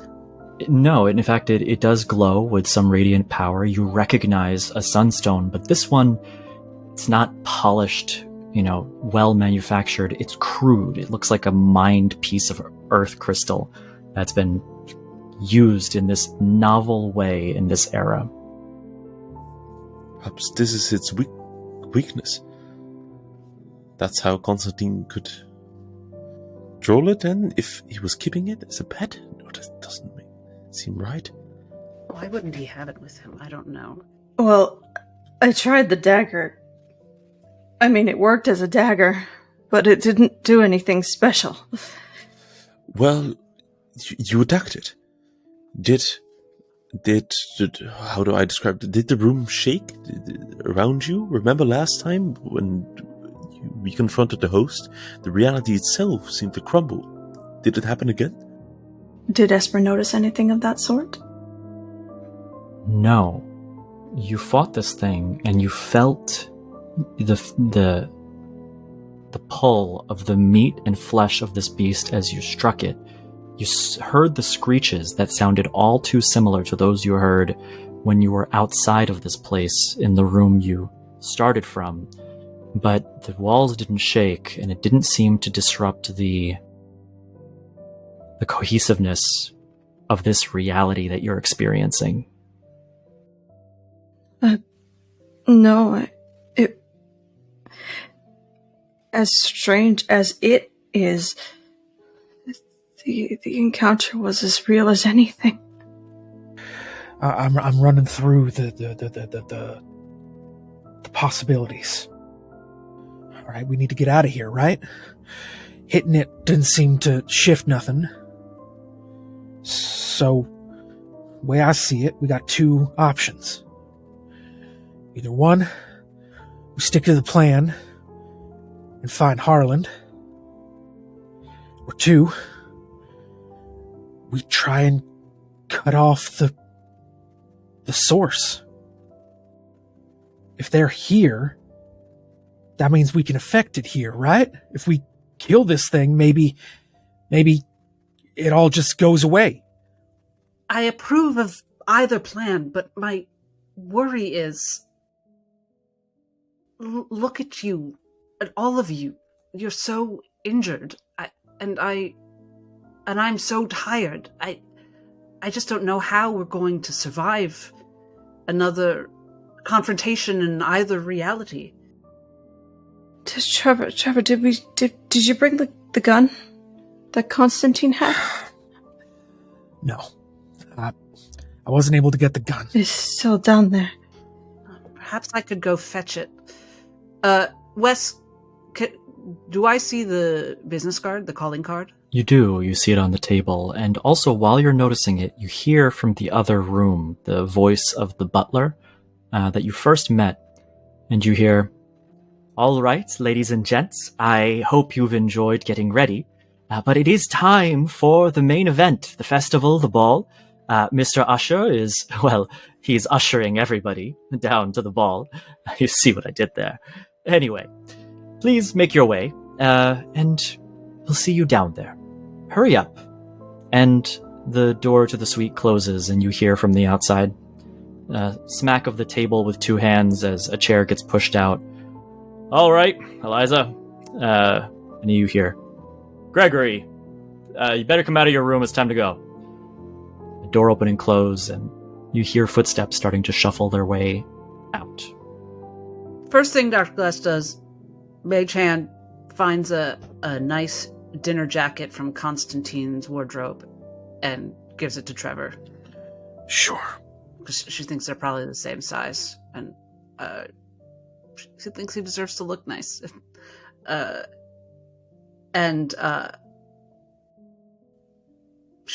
she's doing that, she reads the card. Samuel Buring, the doctor who's with Harlan right now. Is there any other information on the card that would catch her mind? Dr. Samuel Buring. Surgeon. Sorry, it says Master Surgeon.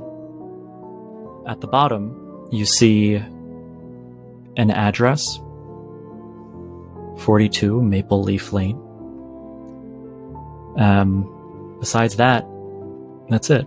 The card is beautifully made. Very expensively made, especially in this time. So the knife she found is Dr. Buring's knife. She's pretty sure. This is a knife made and or purchased and named by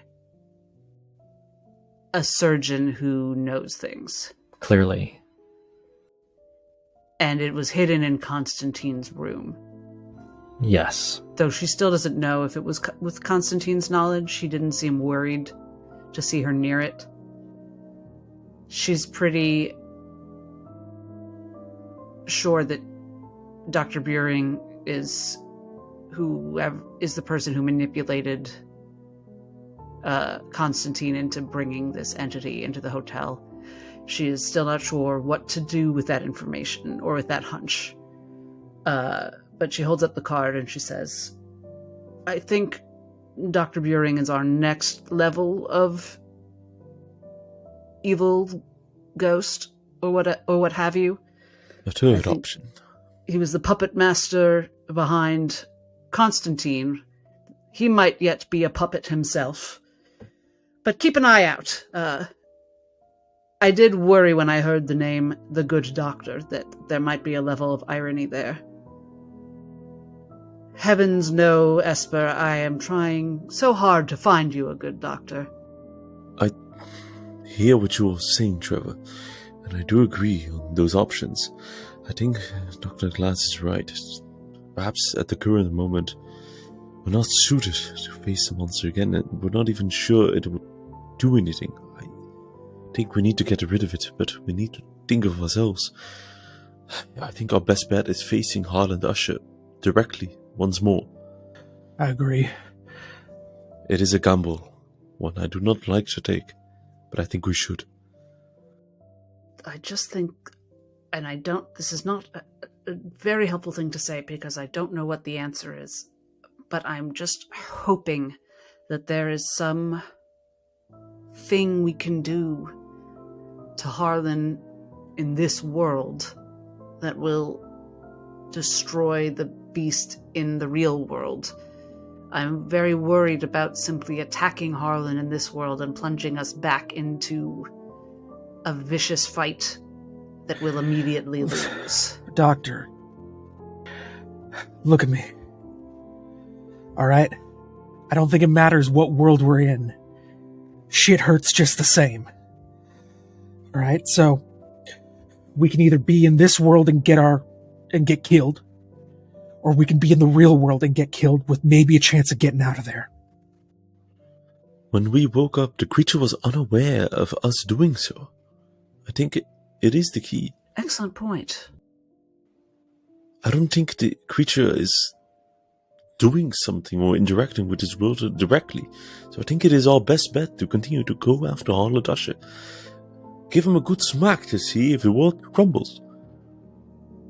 Yes, thank you, Nihilus. I've been looking for a puppet master, but it is a beast. You hear a small knock behind the door. Not like somebody's knocking, but like somebody bumped something. And at that point, you realize there's two shadows of legs at the bottom of the door frame visible. Somebody's standing out there trying to listen. Maggie? There's a moment of silence and then... Yes?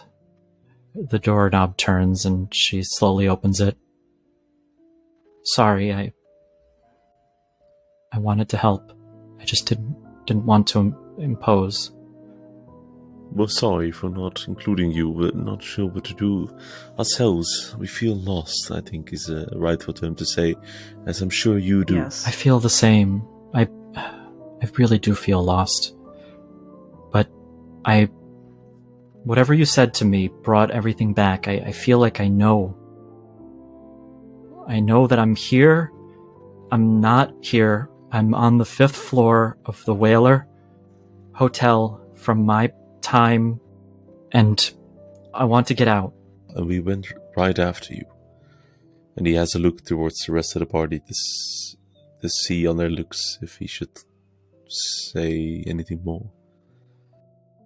I heard you say you have to hit Harlan. Sure. Yes. Maybe I can do that. Perhaps Maggie should bear the knife. I don't like particularly asking for it, but is it possible to roll insight on her, please? Go ahead and roll insight. Thank you. I want to particularly see if she has any ill intent towards controlling the situation. With a total for 21. She looks pale and scared, and when she speaks, her eyes do that thing that they open just a little wider each time, almost letting out the genuine nature of her request. She wants nothing more than to also be rid of this place. With that, Nihilus makes a curve towards a smile as his eyebrows stands down, offering sympathy in his face as he takes a step closer towards her, puts his hand on her back, and says, "Are you sure you don't have to?" But something's been weird since I got here. I didn't even know where I was at first, but now that I do, everybody knows me. They say my name, and even those who I didn't introduce myself to. I don't know why, but I feel like I'm trusted here. I can't explain it. More than us anyway, so this gala thing is happening, right? He's gonna be there, out in the open. That's our shot. I know Harlan's gonna be there. well, thank you for your assistance, Maggie. Let us make haste once more. Should I take the knife? He looks towards Esper. Yes. She's gonna hand on her knee. She has to very clearly struggle to get herself back upright after she had been leaning on a wall. But she'll go to Maggie and hold up the knife for her to take. Maggie looks at it nervously for a moment. It's that look of somebody who isn't a fighter, has never been a fighter, but is about to take on a huge responsibility. And almost working her way up to it, you see her take in a last bated breath before she grabs the knife. Okay. Hey, it's alright. Everyone knows how knives work. You're going to do fine, Miss Maggie. Yeah. I got this. Yeah. Nihilus has one hand on Maggie's back, and with the other he guides her hand holding the knife, saying it would be wise to conceal it until the right moment. And as he's trying to console her, he will cast guidance on her and keep on staying with her on a close proximity, guiding her, helping her, trying to make it a bit easier. You see as she takes in another deep breath, your guidance making her feel just a bit more comfortable. And okay. Yes. She takes the knife and she sticks it down into her corset. She tightens around the back just a little bit, stands up straighter. Nobody's seeing that through this. And Dr. Glass is going to take up the forked rod and offer it to Trevor and Esper to see who wants to take it with them. I assume it's a strength weapon, Wes. Or feels like that in one's hand.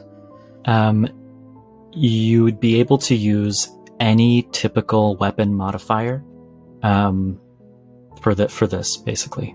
Not a psychic. No. Not a psyactive. It's a finesse weapon. Yeah, it's basically a finesse weapon. It's a stick. It doesn't require a hit, that's the thing. You just have to touch your enemy with it. So it's a standard roll to hit, and it's not going to be hard to accomplish.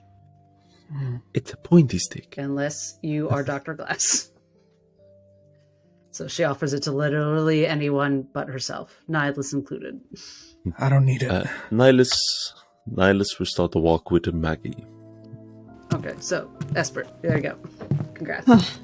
It's better than a statue head. That thing didn't do shit. She will take the prod. You walk alongside Maggie as she goes and adjusts her corset one more time to make sure it's perfect. She looks nervous but confident, much more so ever since you gave guidance. She just feels safer. And she steps out into the main room, the one with the tables, and looks towards the door, and there you hear, all the way through the door, through the floors, down to the first level, the faint sound of operatic classical music begin to get just loud enough to get to this room. And as Maggie looks back at the rest of you, takes a deep breath. Okay, let's go. And we'll take our break there. Maggie takes the front as she walks towards that grand staircase where you know the elevator now to be, but boy, there was a time where things were just made more eloquently, and this is clearly it. Amazing embellishments in the wood, carvings of intricate figures, people, aristocrats, made out of this wood that is swirling with black inlay. You know this in the modern world to be crowwood.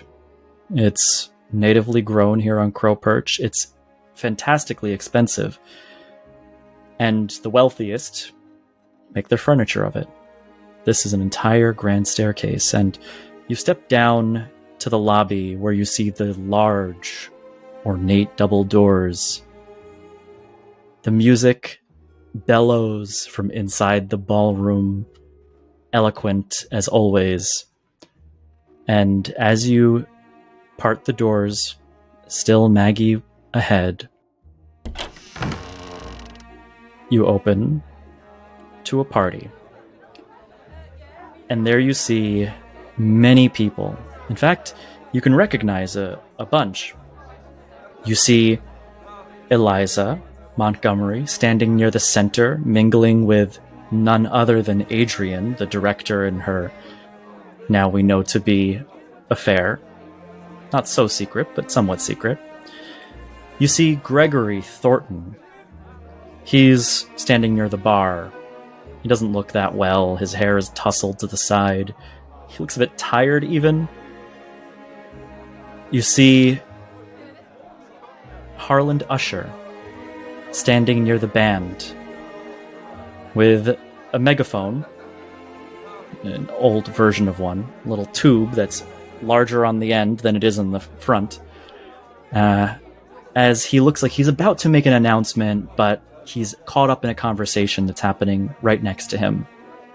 Otherwise, filled with people of all types. And here, you also notice something else interesting. On a balcony on the second level overlooking the ballroom. This balcony is not in the modern building. It must have been an original detail. Trevor, you see Brenna Swordswipe. Ari, standing in the corner, also mingling. You see Dr. Faust. Nihilus. You see another Inquisitor, one that you'd constantly pass in the halls. You didn't speak much to. And Dr. Glass, you see, of course, none other than Lord Felix Royce. The room is filled with people, and at least half of them, to all of you, bear some familiarity, but you can't place on all of them why or where that's from. Maggie looks back. Okay, she straightens up her dress a bit. What do I do? And I would recognize Dr. Faust as well, right? Oh, certainly. Visually? Mm-hmm. Clock that, certainly. I wouldn't recognize the other two undesirables. But I think she looks at the group and says, I think something is trying to tell us to behave. Wherever Esper had been in the order, she is notably a pace further back now. Quite suddenly. It's so weird. Remember that it's not really them. Something's just dredging the people we least want to see from deep within our minds. Is it our... Wait, you're saying you recognize people here? A couple. I recognize two of them. Someone I would like to avoid, and someone I know you would like to avoid, Esper dear. Well, it can dredge a little closer to my current memory. Thank you very much.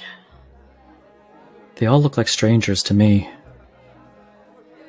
If only we had more time. I'd be so intrigued.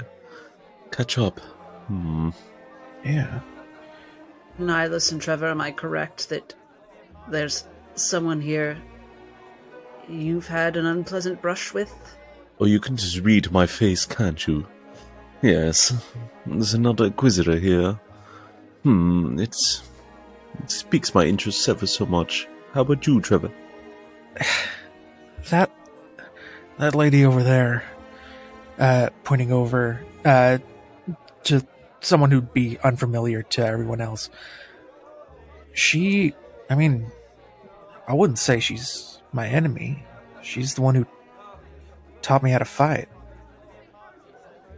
She is, I guess, a mercenary in the Obsidian Legion. She's the one who taught me how to fight with my hands. Quite the warrior, then. Curious. Yeah, she's a little thing. You see, you just point down, like, she's about as tall as Esper. And you can see that her left arm, notably, missing. You wouldn't think to look at her, but she kicked my ass on more than one occasion. I hope you don't mind the intrusive questions, Trevor, but I am trying to identify the pattern. Did she kick your ass in a bad way or in a charming training way? Perhaps for me that's not No. That was her job to kick my ass. So how do you feel seeing her? I don't know. Definitely weirded out. I know this place ain't real. I know she ain't real. But at the same time, it's what you call it? Nostalgia. A little bit of that. Right. A little bit of unease. Well, it sounds like she's the outlier amongst the four. Perhaps that's where we should begin. Could be that there ain't no pattern. Or just Maybe it's just people who were important to us before. we're just reaching into our brains and plucking out whatever people seem important. They certainly chose a fitting one, at that. We mustn't get distracted now. Maggie, are you still sure you want to do this? I want to do this. I need to know, because you said once I get him with once I do it, we're going to wake up outside. I need to know what to do. Yes. So that I can be prepared. I don't know what to expect. Well, it's not like we're experts at this, but Last time, it's as if the world itself shook itself awake. And then when we wake up, do I just run to the door? Is that... Yes, seek the path of freedom. I can't exactly tell you what you will see when you wake up, but follow your instincts. Flee. If you feel like you need to, yes. Okay. But, Maggie, I'm not sure what your state will be when you wake up. Yeah, I guess I'll just... The best thing you can do is try to stay calm. Okay. I'm calm. Let's get out of here. She turns with a grin on her face, confidently standing up, and starts eloquently and slowly moving her way unsuspiciously through the crowds towards Harlan Usher. It's a long walk across, so you have some time. May Saurus's teachings guide her footsteps lightly. What are we doing in the meantime? Are we just standing by and watching? Well, for passing the time, I do see a lovely tray of wine being brought about. You see as the waiter walking with the tray of wine, Gregory takes the tray, swipes it. Not in a bad way. He picks up the tray from the waiter's hands and walks over to the group, and he looks clearly completely plastered at this point. He looks over. Hey, very nice to see you all again. Wine, would you like? Would you like some wine? He holds out the tray. I would certainly love some. Dr. Glass is keeping an eye on Harlan as she takes a glass of wine because she wants to see if she'll need to create a last-minute diversion, perhaps by knocking over this tray to help Maggie out. You see as in the center of the ballroom, there's some dancing happening. Maggie, she gets to the edge of the dance floor, contemplates for a second, and then picks up one of the handsome men standing in the corner and starts dancing her way across. She's putting on quite the display of movement across this party. But Harlan, he seems to still be enjoying his conversation. Because Dr. Glass is worried if she gets in too close, like she was doing to cover Nihilus earlier, that will just put him on alert, so she doesn't want to try to help her more actively than that. As Trevor is kind of like really gingerly grabs a wine glass from the tray, just kind of like side-eyeing, leaning over to the doctor, says, we don't probably got a lot of time, and like you said, ain't none of this real. He takes a little sip and like winces as he swallows. Interjecting himself into the conversation, he puts his hand on both of your shoulders after giving the tray back to one of the waiters. Anyway, I was trying to say, you have to understand, what was I doing here? Oh, right, I wanted to tell you something. He points across the ballroom towards Eliza Montgomery. She's a star.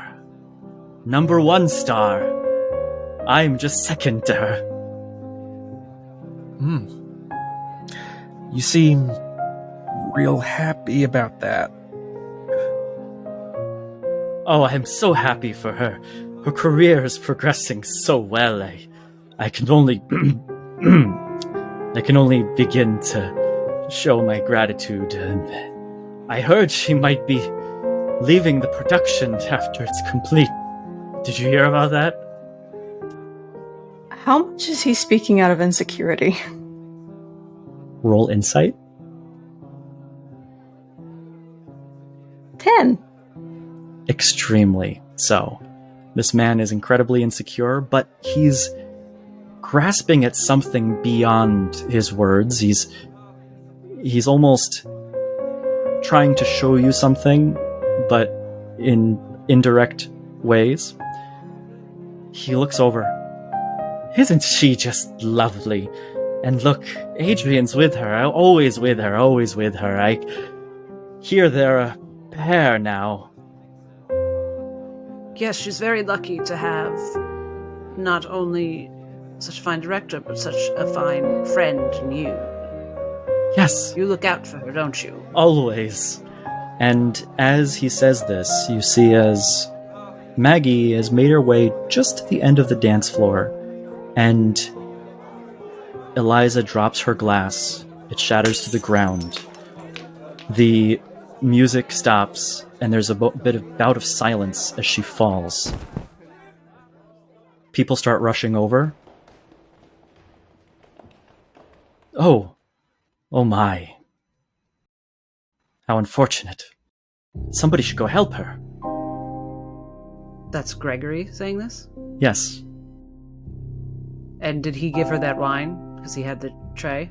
You see your wine glasses, all a purple-colored wine, and coincidentally, in that crowd of people, that same color appears only once among all the white wines that side of the room had been drinking. Oh, Gregory. My, Was I right the first time? That's so disappointing. right about what? I couldn't be... One sec, I think I'm going to be sick. I probably should go to the bathroom. Right about what? Did you do this, Gregory? Just out of jealousy? You see Maggie has stopped at the edge of the dance floor. The crowd is kind of thick now to walk through, and Harlan Usher is running across the room to go tend to the situation. Harlan yells, "Doctor! Doctor!" But there's no response. Oh, how unfortunate. I should probably get going. Esper's gonna cattle prod him. Okay. Roll to hit. With advantage. Just my regular hit thing. Yeah, you can just roll a weapon if you like. It'd be the same modifiers. 18. You strike him with the cattle prod. You hear a zapping sound. He shudders in the air for a moment before falling to the ground, unconscious. You're not going anywhere, Gregory. And if no Dr. Buring presents himself after a moment, Dr. Glass will call out, "I'm a doctor," and go over to tend to Eliza. You go.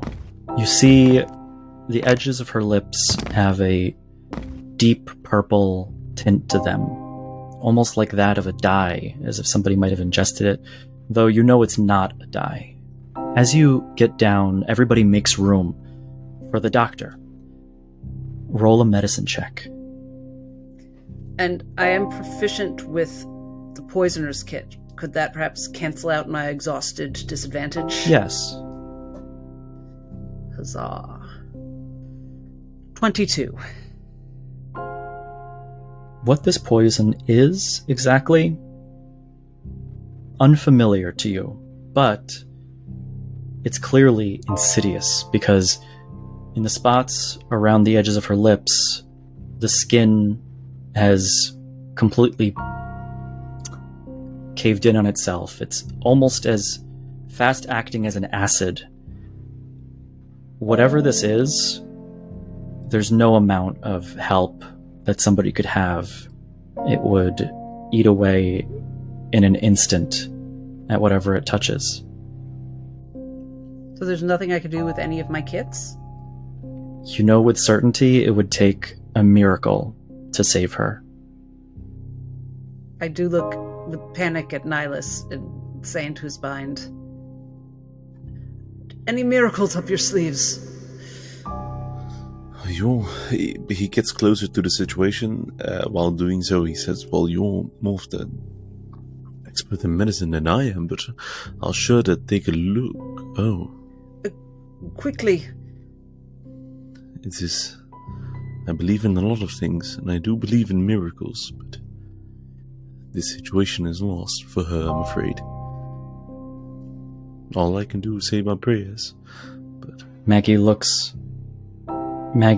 at this point is no longer moving, no longer on her mission. She just looks across the crowd at whoever will see her with a look of concern and almost as if she's looking for direction on what to do. Harlan stands at the other edge of the crowd to Dr. Glass, looking down. Trevor, who's still standing away from the crowd, knowing that Harlan went to go and at least try to tend to Eliza, and not wanting to rock the boat with his presence, is just sort of like surveying, like he got a peek at Gregory unconscious on the ground with Esper over him, looking over at Nihilus and the doctor, and then is just going to like looking over at Maggie, is just wordlessly, but is going to look around for Harland, and then just like look over to Maggie and just go like, "Where is he? Do it now." Maggie begins, this time walking quickly across the crowds. It doesn't stand out because there's an air of concern and panic, a chatter in the air. People have made their way either to the edges of the room or to the collapsed star of Midnight Whispers. And Maggie gets to the back of Harlan and feigns looking over at the body. And she looks back at Trevor, mouthing the words, "Now?" Just wordlessly, just go, like, nod the head. She reaches towards her chest. She kind of rubs near her neck to feign looking like she's doing something with her hand, but you see as she begins to pull out the knife from behind her corset. The crowd crowded around Eliza. They don't notice her. That's obvious. She slowly pulls the dagger out, concealing it at all times behind her wrist as she moves it down towards her stomach. She takes a step behind Harlan, looking back one last time at Trevor before raising the dagger and plunging it into the back of Harlan Usher. The world around you immediately starts to shake violently, worse than it ever has before. Pieces of ceiling chandeliers start to fall. The entire hotel looks like it's going to pick up and take off its foundation and just turn into rubble on the spot. Screams begin to erupt across the crowd. They start scattering and running towards the edges, unsure where to go. You hear people crying and panicking. And the floor begins to fall apart. As that happens, as you feel like you're about to be pulled out of this place, you also see the beast from the basement crawl through the crevices in the floor, making its way into the crowd, starting to tear at people one at a time, screeching. It looks over and recognizes you. At this moment, something special is happening. You feel this dream falling apart. You can choose to temporarily stay here and fight the beast while that happens, or go back and fight the beast in the real world. Each of you individually can make that choice.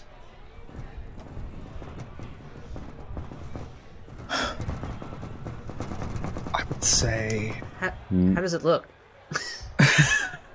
Did it feel? The beast looks younger. This is clearly a younger version of it. It still has some black staining on its body where Esperanza stuck the dagger. But you can guess that it's tethered to the one in the real world, and felling it in either place would destroy it in both. Nihilus, as he is in this position of between reality and not, between being in a nightmare and what he knows is real, his urges, his senses all say, these are people. You need to help, you need to save, you need to protect, you need to serve. Yet his mind, it knows it's false. It's an illusion. It's a trap. That's what it wants. So he goes against his instincts. He goes against what he has been taught. He has to really pull himself true to his mind, to what he knows is real, and he will choose to fight in reality.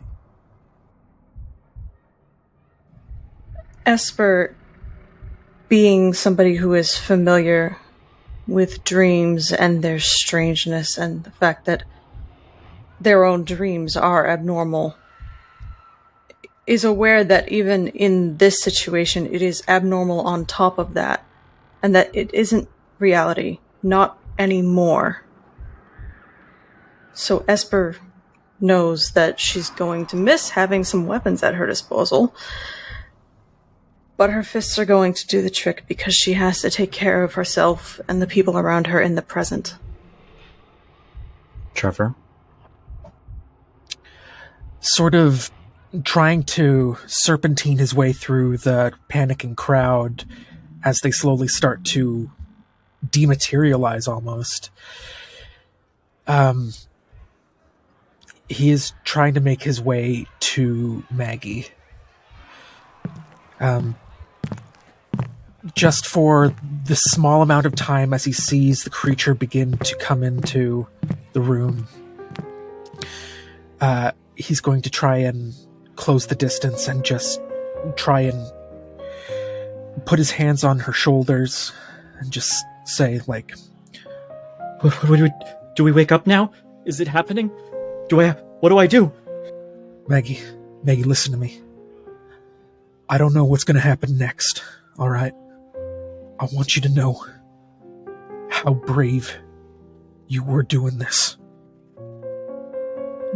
I don't know what's going to happen to you, what's going to happen to me.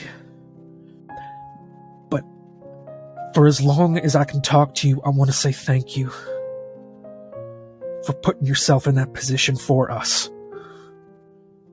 And ain't none of us going to forget that, all right? We're going to do our best to make sure you're all right. That's a promise. You see, as the stress and panic dissipate just slightly, and she looks at you, almost understanding just a little bit. Yeah.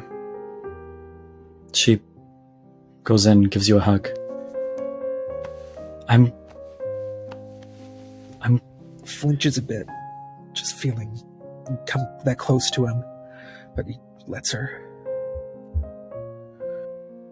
I'm glad I could help. All right. Goodbye.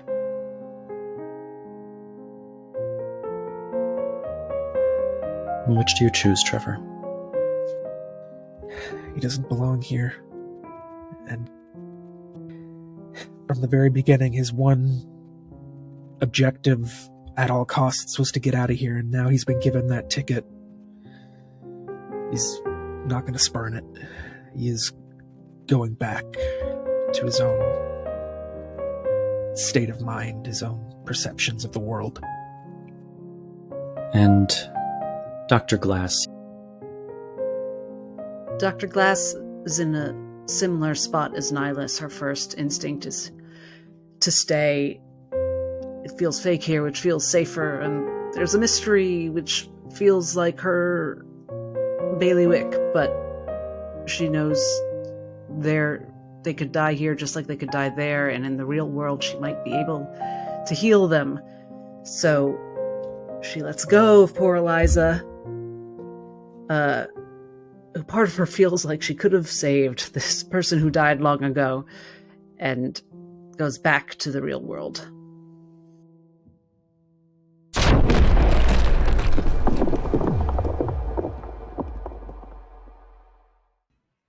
You come to in the places that you had fallen outside. We're back on, by the way, the Owlbear Rodeo map. You come to and you see the beast is standing in front of the door, consuming what was left of the elf. Its body almost entirely gone, devoured, bits and pieces spread out, staining the ground.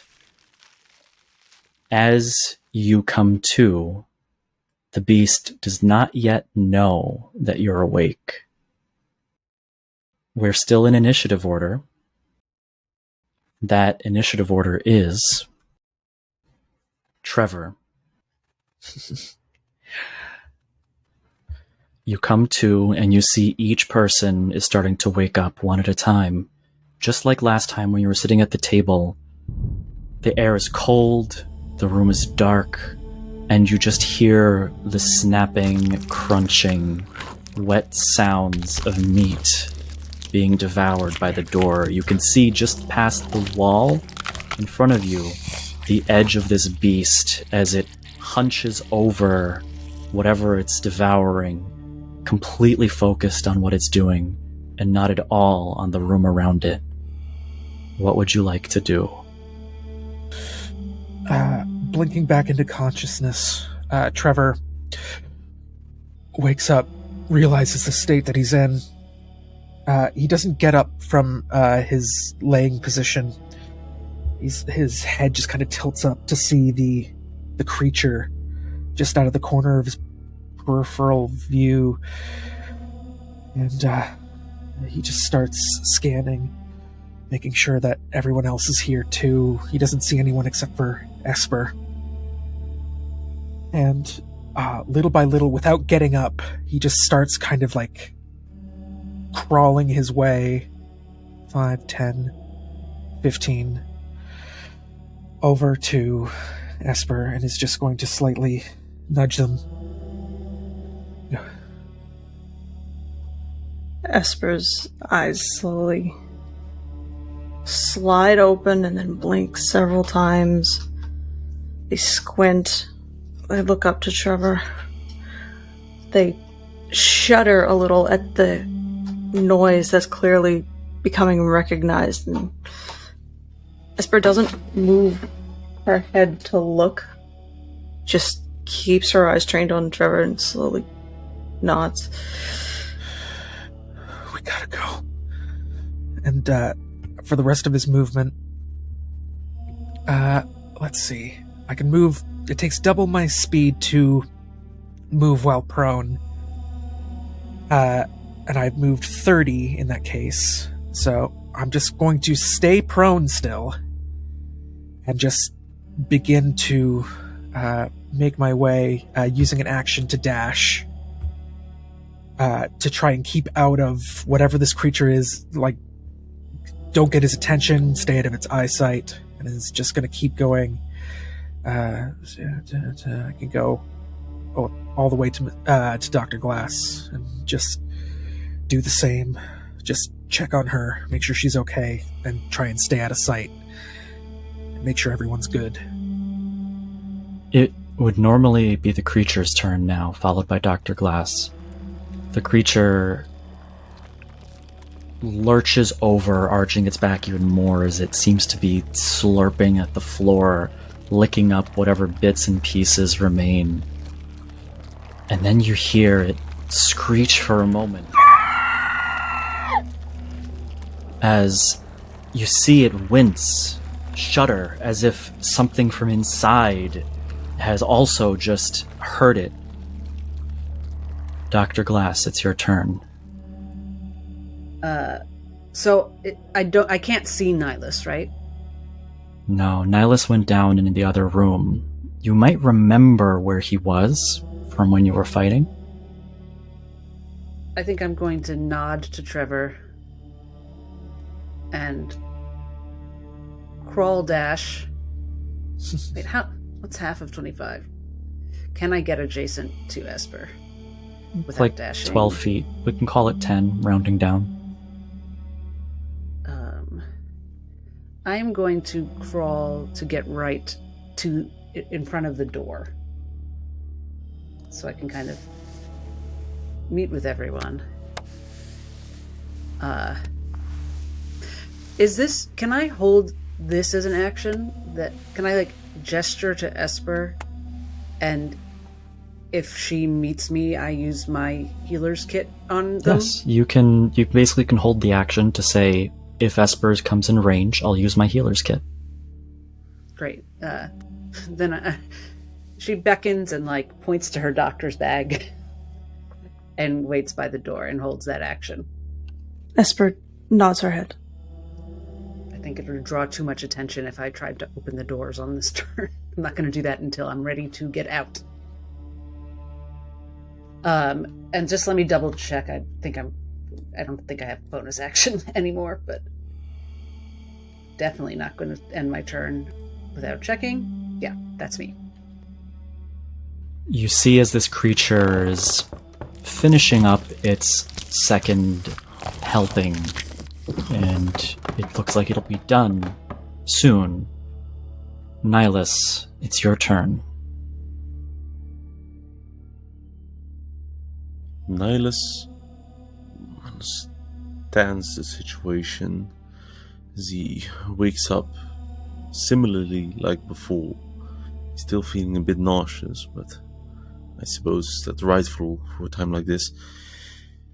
He will try to stay hidden, if need be use his action to keep it stealth, but he will try to get up, but out of sight from behind the cover, and he will simply be patient and wait for the right moment to respond. He will not crawl from out of the room. And he ends his turn. Esper. The creature finishes slurping up some of the last bits. On its next turn, it may turn around. You don't know what its next move is after it finishes eating. It's your turn. Esper is going to crawl her way over to Dr. Glass. And then I will do my healer jazz, which you should add 3 to for your max hit dice. I assume that's 3. So 6 plus 3, you get back 9 hit points. And those are normal hit points, not temp. Thank you very much. Dr. Glass, what is it that you do to help Esper? Well, I think I, of all people, clock immediately that it's psychic damage that she received. And though I do take stuff out of my healer's kit, I take... I think it's I think there's menthol and eucalyptus in a compress, stuff that's very you inhale it. I think she's almost got if you'll pardon my saying, a popper. And she breaks it under Esper's nose, and Esper can't help but inhale it, and it clears her mind. And while that's happening, she's also in a very mundane way, just wiping blood off her brow and doctor stuff. You see her pupils dilate a bit, and she looks a bit more present now. But it's not drugs. It's not ether. It's minty. Of course. Esper, are you doing anything else? While prone, even when crawling, it is half movement. Yes, you can moving while prone is double your movement, takes double your movement, or you can get up from prone by using half of your movement. So It's the same thing either way. And to dash would be to give myself more movement. So I will use my dash to stand. Okay. Dash doesn't mean you're running. You can do that. It's just the movement, yeah. And because Esper is small, she's going to remain behind this table for the moment. Take a glance at Dr. Glass and Trevor. Do their faces read anything? Esper is motioning like she's kind of getting ready to begin possibly a lunge.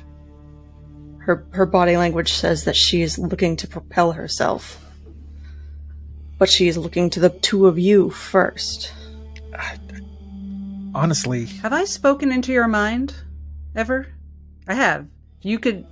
I would have given you the ability to speak back, and it lasts an hour as long as you can see me. I do not believe Esper just knows it, though. Fair. So, I suppose, but I could speak. I could say like, "What is it, child?" into her mind freely, right? Wes, is that Yeah. Generally, yeah. In terms of initiative order conversation, we just feel it out. You wouldn't have a full conversation. You could say a few words. I think she hears in her mind, speak, child, but this way. They're just making intense eye contact. and Esper trying to I was just think. Esper trying to. Yeah, she's making that little focused face. She's like, and she says, "We have to do it. We have to." I don't disagree. And she will nod her head and not loosen that posture, getting ready to rush. But for now, she's in place. Yeah, and I think you can tell that Dr. Glass would have supported either decision. You notice this creature still looks very severely hurt from the last time you fought it. The scales that you had loosened, they haven't regrown. You see the soft bits of its insides pulsing, pussing, and oozing. Its injuries closing somewhat, but not fast, not at all like it did in the beginning. Trevor, it's your turn. Trevor, who did not hear any of that conversation, is just... When Esper looks over, he's kind of got this, like, wide-eyed, thousand-yard stare kind of look in his face. He's clutching at, like, keeping a hand over his chest, and with the other hand is just, like, bringing a finger to his lips, just in general, to keep quiet. And then, I mean, I don't know if he would go lunge for an attack yet. Here's a question. Maggie's body, the probably headless body, is it true to where it is on the map here? It would be in the center of the tables, but yes. He would slowly use half his movement speed to get up from prone. Just sort of lean over, and he's going to grab her body and just start to slowly drag it off the table and basically carry her. I'll go 10 feet or 5 feet over here to make it more normal here. So with that, I believe I still have 15 feet of movement. I'm going to, carrying her, I'm going to back up again. 10. I believe that's all I can get. That's as far as I can get while carrying someone. I think that's half movement speed while I'm carrying a full-grown person. Head or no head. I'll bring her along with me too. I'm just going to set her down over here, out of the way of the monster. Then I'm just looking ahead to everyone else. I'm just going to slowly, surely reach back into my sheath that I have on my thigh and just slowly bring out my short sword and just wait and see where everyone goes. I'm going to hold an action. Actually, I don't even know if I can, because I've used all my movement. I can't run up on the creature in time, but I will hold an attack if the creature starts to approach, like gets in range of my short sword. Okay. The creature, it finishes what sounds to be licking at the floor. At this point, the floor is cleaned of anything that was left. It, almost unknowing where it is, what it's doing, it seems to try to move forward, lurching and tapping the door, the wall. It realizes that that's not a direction, and so it turns, slowly beginning to turn its massive body and head around. Lurches, its snake-like bits all recoiling in pain as it takes 5 psychic damage. Again, for some reason, from its inside, as it turns, it sees Esper, Glass, and just out of the corner, Trevor. And immediately, it changes in the way that it operates. It lurches forward violently. It clambers over the table. It breaks the wood of the table with its weight as it, almost no longer working with any bit of grace, knocking everything over, makes its way toward Esper, Trevor, and Dr. Glass. Trevor, I believe that triggers your held action. Does. Just still covering up his chest with one arm. He is hurt, and as he brings up the short sword, it's shaking in his hand. But he is going to do a big lunge forward with the short sword, just to try and catch it off guard. Come on. That's a 14 to hit. That's a hit. Okay. Take those. It's gonna plunge into him for 8 points of piercing damage. You see this time as you're striking, it's easy to find where the vital organs are, and you're striking right inside, ravaging what's left of this creature. Come here. We're finishing this. And I believe it's still its turn. It is. Now, I believe, Dr. Glass, you're prone. Yes. A crouching 60-year-old doctor. Unarmored. Administering smelling salts. That's a 24 to hit, followed by a 19 to hit. Let me just check very quickly. Let me crunch some numbers real quick. I think I have an AC of 35. Just natural. Yes, both of those hit, Wesley. You take 11 points of damage, followed by 9, as it strikes Are you. they both psychic?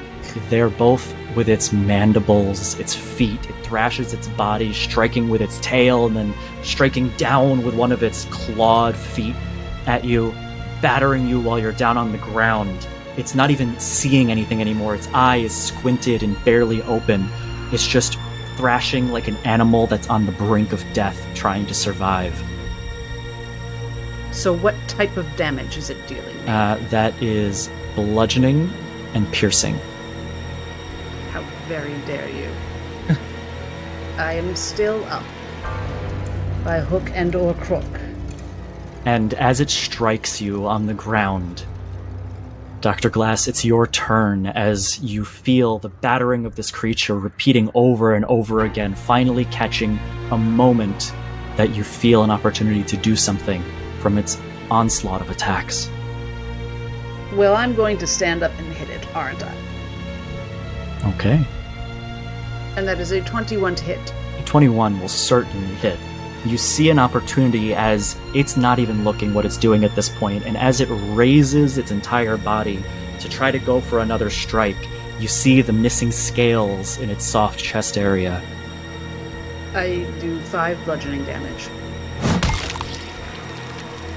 You deal 5 bludgeoning damage, striking the inner bits of this creature. More black ooze and pus just pours out onto the ground around your feet, pooling as it's losing all of its liquid. And again, you hear as it is taking more damage from the inside, psychic damage. You see it recoil, its eye close and squint as it looks away from you for a moment, not sure whether to attack or defend. Nihilus. Nihilus sitting in the room next door where Constantine's old room used to be. He has his hand in front of his mouth. He's trying to hold his breath from one nightmare into the other. His hand is shaking, his body is shaking. He's trying not to speak, not to make a sound. But then suddenly the creature turned around. He hears the heavy footsteps and he hears the fight going around. Even though his entire body once again is saying, no, get out, run, flee. He can't, he mustn't. He knows this is the one shot he has, this is the one chance. He reveals himself from around the corner, from behind the blind spot of this creature, pulls open his Testimonium Veritas, his known one. He claws his own hand into it in the rightful page that he has, and he starts to pull open from his 5 fingers these 5 tendrils of lightning. And while he's doing that, as it's starting to transform into all these different elements, he thinks to himself, back in the memory, the rod that was being used by Constantine, he inspected it. Would he have known what kind of element the rod would have used? Certainly, it would have been electric. As he is confirmed into his mind, he keeps this electric power to its original form. Last time he changed it, that was a mistake. He must keep true to its original nature, and he just unleashes this bolt of 5 lightning tendrils, shooting this creature in the back for 14 to hit. That hits. As he uses his 2nd level spell slot to increase the power of this, he goes for a total of 6 lightning damage. How would you like to do it? Yes. It's Nihilus preparing himself. He shoots this lightning as it connects to the creature. It's not just a spell one shoots, it's something you concentrate on. You make a connection, as one usually have to take a moment to shoot it again. No, he forces himself. With his other hand, he lets go of the book. It falls to the floor. He holds to the Holy Cross. His eyes, they start to flare with lightning. He himself is powered with it, and he himself is now a conductor for his own deity that's forcing him to use his magic. And he just unleashes this full bolt of lightning, and it just goes through the entire creature's body, zapping it through its long fangs and body and limbs alike, and just absolutely zaps it to a burst of crispy meat and flesh.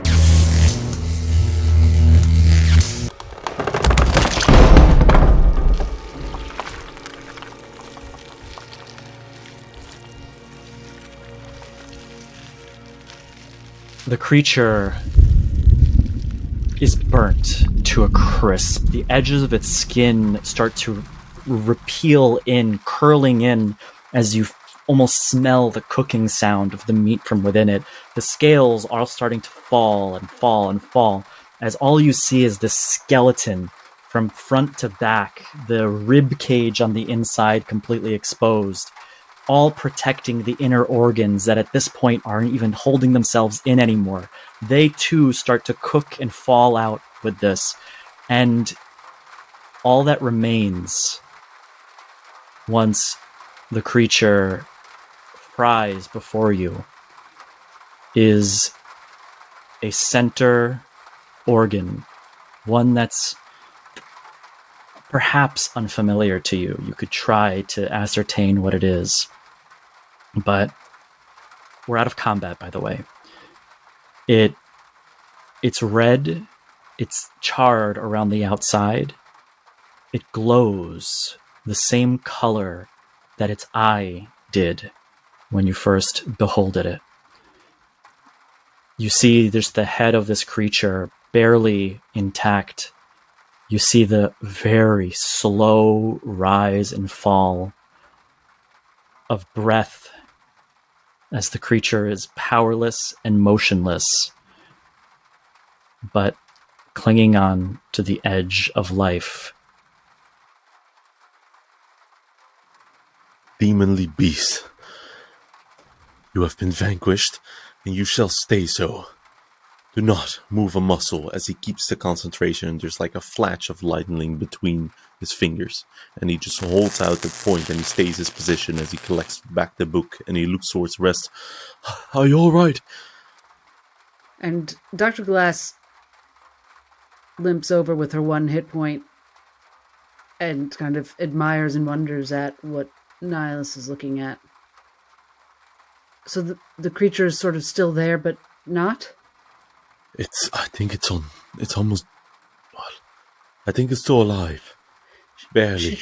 She makes one more attempt to speak to it mentally. She says, if you have any wisdom to leave us with, this is your chance. You hear that similar cacophony of screams, but it's quieter, more distant. You almost feel like you can reach in and try to grasp at voices from within, single them out. You can tell this creature is dying. It's not going to survive. Its breaths become more shallow and slow. But in the time you have, you can single out one voice to speak to, be it the creature or anybody else. She's going to not follow her heart. She's going to follow the clues. And she's going to try to talk to Constantine about Dr. Buring, who knew not to be at that gala. Hello? Constantine, you were played, and I'm sorry. But you can redeem yourself if you tell me now. Dr. Buring, he was the one, wasn't he, who convinced you to bring that creature to this place? I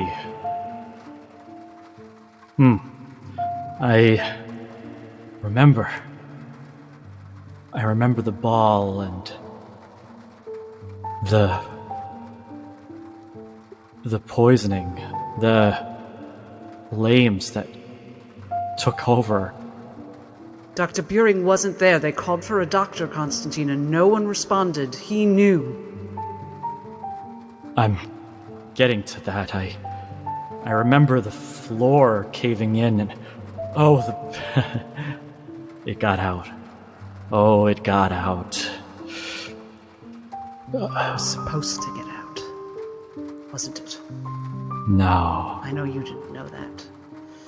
Well, I was supposed to deliver it overseas. Something bad was happening on this island, and that thing came out of it. I was paid for by the doctor. And no, I waited for over an hour for him.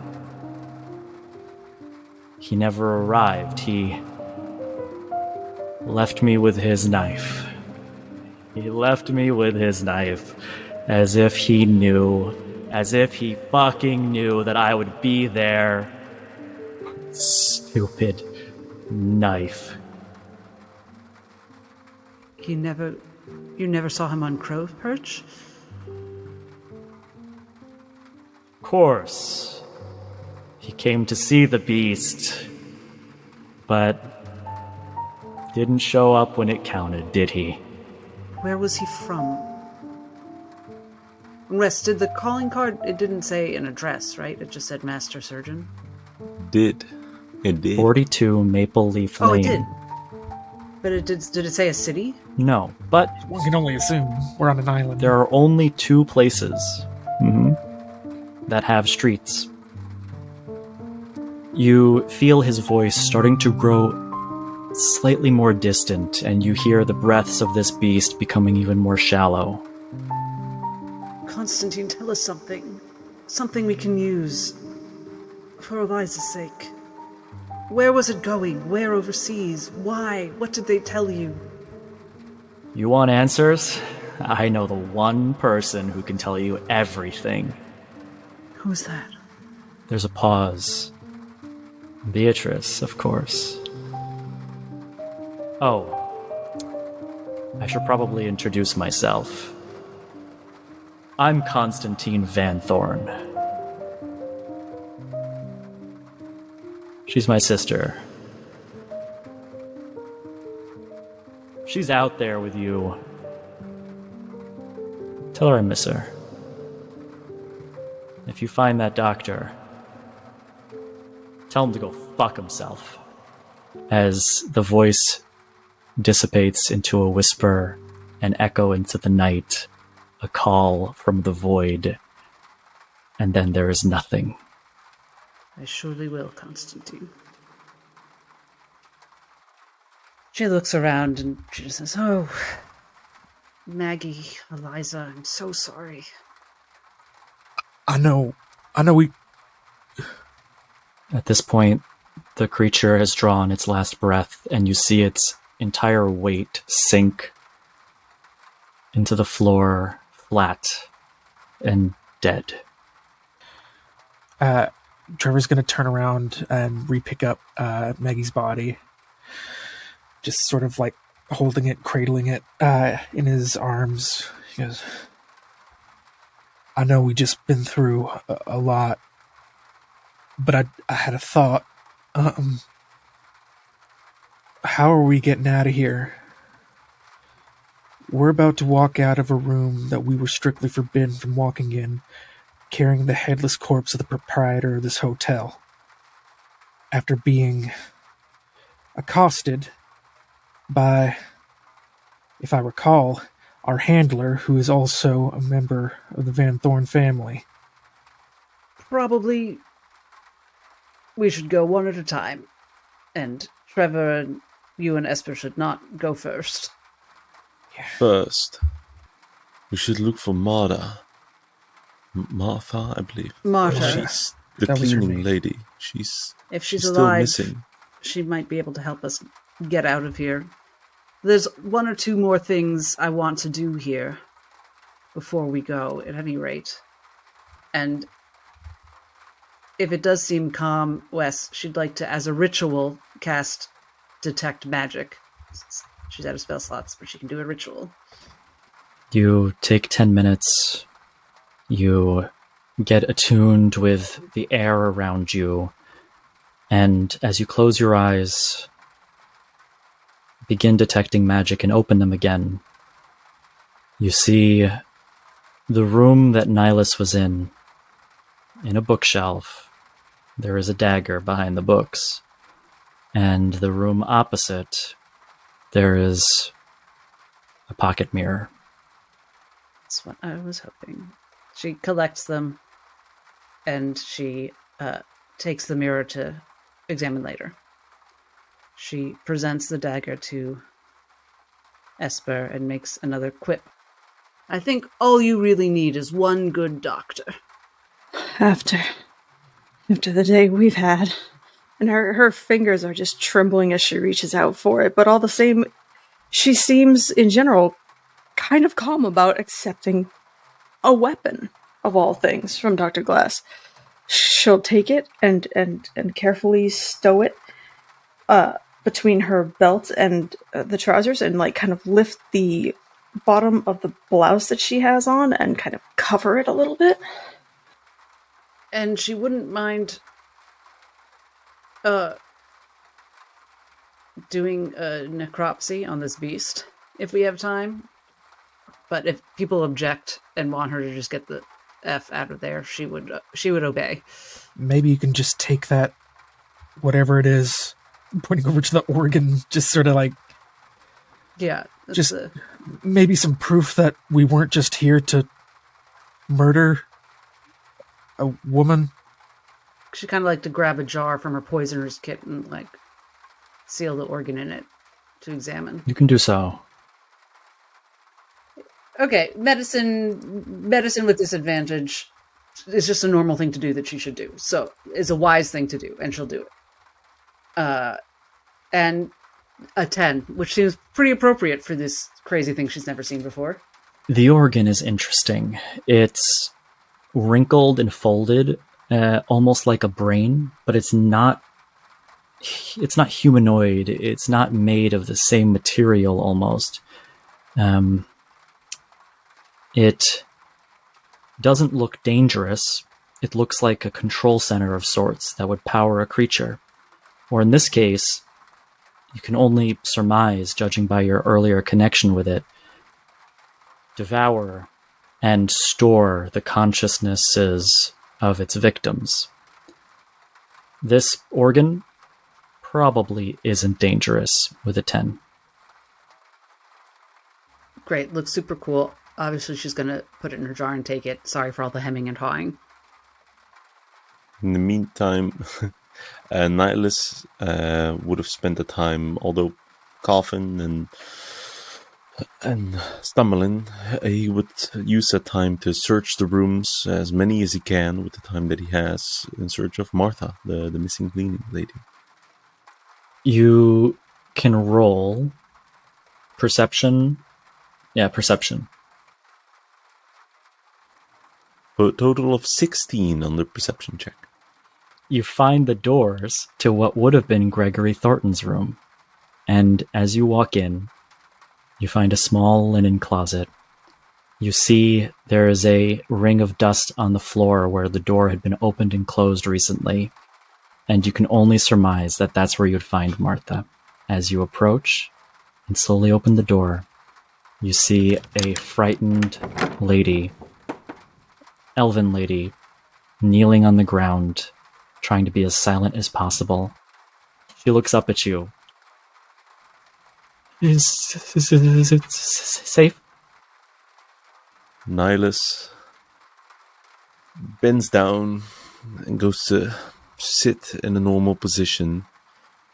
He goes through his pouch and tries to see if he has some food left over it, maybe some crackers, just something. As a gentle gesture, he offers it to her and says, "Yes, it's going to be all right. I'm so sorry you had to go through all that. It must have been extremely terrifying. I'm here, we're here. We'll get you back. I'm sorry, but you're the only one who survived." I understand. She stands up and grabs onto your arm. I'll stay close to you, if you don't mind. That's quite all right. You're more than welcome.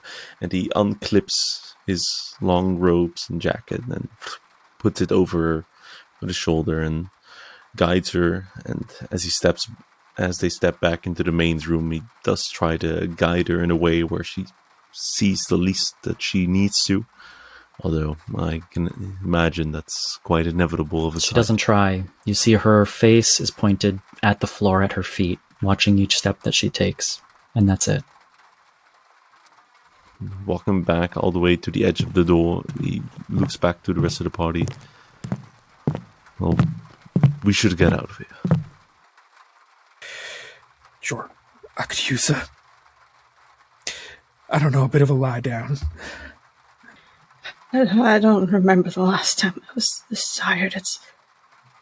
It's hard to absorb this, I think, because I'm so Yeah. We're gonna walk out of here as best we can, and then, We might have a bit of explaining to do, if it's all right with you, Doctor. I'm going to leave the pretty words to you.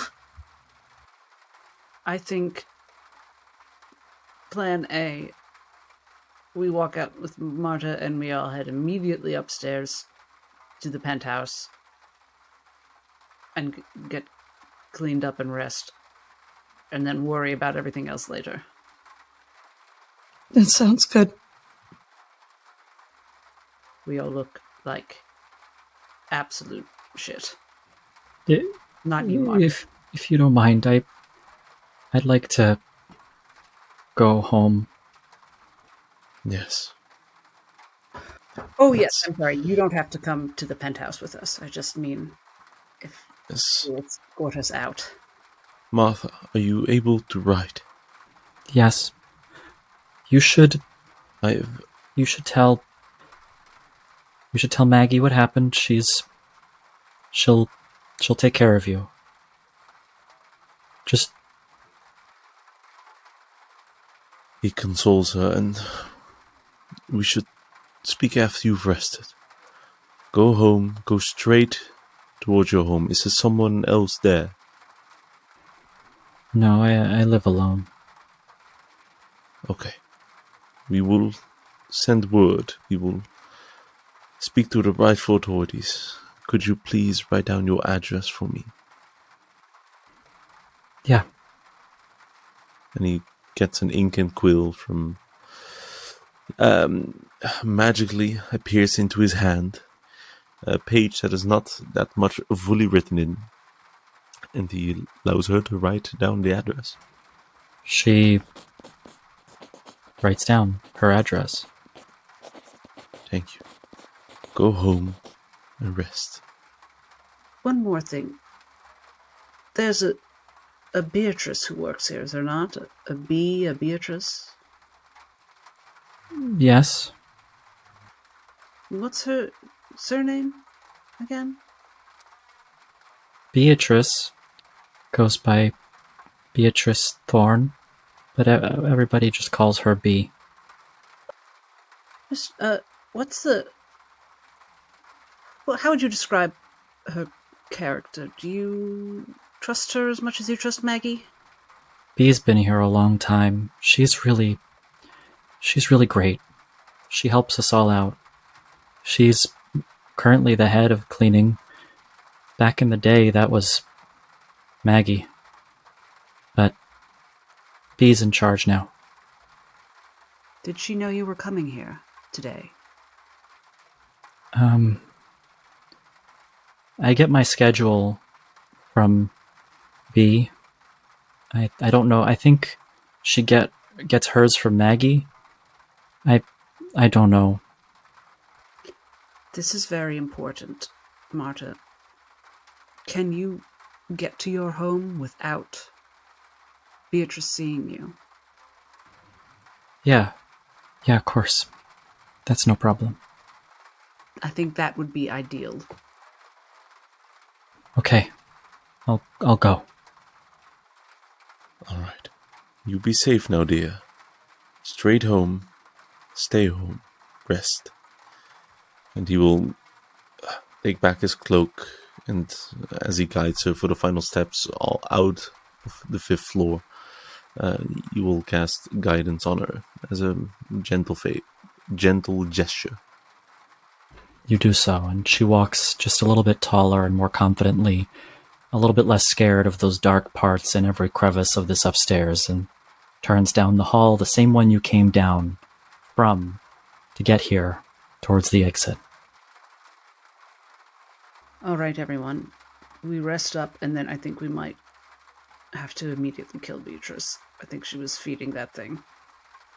Oh, I think she was trying to feed those I think two we took a leap somewhere. elves. Beatrice, who runs house cleaning here, was the sister of Constantine, right. and Constantine said... Oh, right. You weren't privy to the conversation I mentally had with dead Constantine. Apologies. Doctor, Yes. if we can, Sleep first. yes. Before we start Yes, dishing out vigilante justice, Well, more because I think she might murder us when she finds out we killed her pet. Let us rest and talk. Well, this pet has been here for over 30 plus years, and almost no one goes here, so I suppose we have the benefit of time for now to our advantage. But I believe what Trevor said earlier might be true, how it might have a specific look if we are the only survivors, and the proprietor of the hotel itself did not. Let us make use of the time that we have right now and rest up. As he coughs up a bit of blood on his hand. I think we could all use some rest. Yes, just quickly and quietly, and no talking to Beatrice. And we weren't here. Let's go. Anything? Yes. Is there anything you want to do with Maggie's body? Still kind of holding it. Nihilus, is there any sanctification you can do to set these ghosts to rest? It will take some time. I will probably guide her to the afterworld. It is a ritual done. I've done it a couple of times before when I was traveling to a town up north in Kieranstone. To take some time, I will see you in the room. I need to focus. As for the bodies, I'm really not sure. The body... I want to just Sorry. leave her here, you know? She should... Yes, I think we should leave her here with the evidence. I will guide her soul to the proper place. In her final moments, she acted bravely and true. She might not have been a follower of Lazarus' testimonium, but she did act towards his guiding, and I'm sure Lazarus will take good care of her in the afterlife. Would you feel better, Trevor, if we attempted to somehow cremate the remains? I don't know, man. I don't know what I want. I understand. I don't feel right. I know, this is a dismal resting spot. It doesn't feel right, no, and I wish that we could do something more for her, but if we were caught with her body, Yeah, no. I don't think that's going to help. I get And it. it doesn't feel good, you know. Yeah, you're right. Just... Is there a nice spot we can leave her in, Wes? Put her on the table. I'll perform the ceremony there. I think if Trevor and Esper would lay both bodies out, Dr. Glass would use Mage Hand. Actually, she'd use Mage Hand to attempt to use the pocket mirror on them to sort of see if it would tell her how they might like to be arranged. And fortunately, the pocket mirror really only works on living. On the living. Yeah. Well, she does try to like make their, I don't know, Were you about to say hair? the other guy had his Maggie's hair. Yeah, it was, and then I remember it. Yeah. Real close shave, unfortunately. Just teasing. I'm so sorry that we couldn't save you, both of you. Maggie, I think you may have saved us from the other realm. You were very brave. And you seemed very competent. And I believe that you had dinner on the table at 9 o'clock sharp. Just gonna set, as per the doctor's instructions, after setting Maggie down on the table, just kind of gives a little deep breath, gives a tap on the table, just what did was real brave. And you can tell that he's like half looking for the right words to say and not finding them, and half just like not really trying to distance himself already from this as he gives a little tap to the table. He's actually going to leave the table and just go back to the door, almost walking back to the entrance to the 5th floor, and just leave the bodies there. Just head off on his own, on his way back up to the penthouse. Esper, Dr. Glass, what do you do? Esper will stand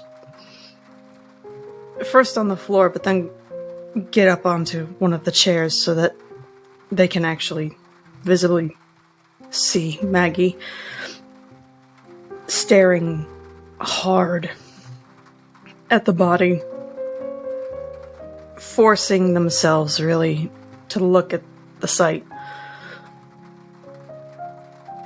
There's a tensing and a relaxing of the throat. Her mouth again, it moves subtly every so often. And it takes a good minute before she can get anything out. I'm glad that we got the chance to meet you, Maggie. More than anybody else, you did a lot for us. And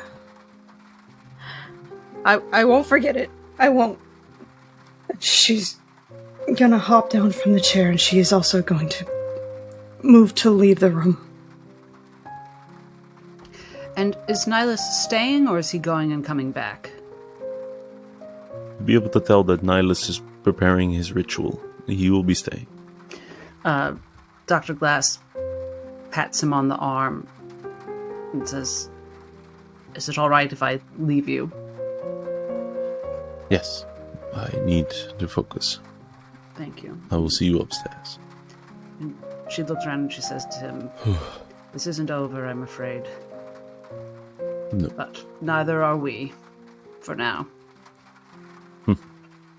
He gives a gentle smile, with a heavy sigh following. And she sighs as well, more of a achy, fatigued sigh, and she makes her way out and up. Nihilus, tell us about the ritual. He starts off by making a proper presentation. As the corpse lays on the table, he finds from one of the rooms next to it a piece of bedding or cloth large enough to cover the corpse.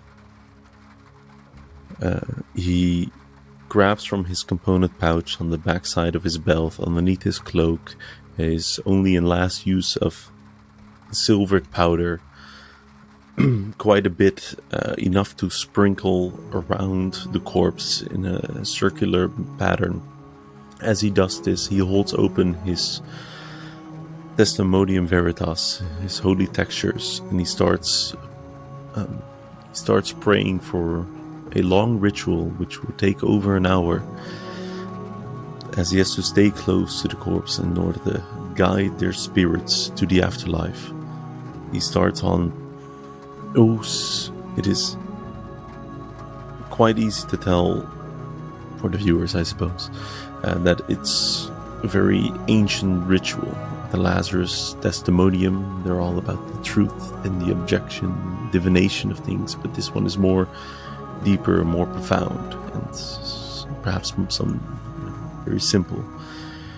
He will call out, "O spirits of the ancients, hear our call. We gather here today to bid farewell to a beloved soul, to guide them on their journey to the afterlife. May their soul find truth and peace, and to continue to mourn in its rightful way." And he will continue to do so as he steps around and eventually takes place. The prayer itself only takes about 10 minutes, and then the rest of the time, a good hour full long, he just stays close in proximity.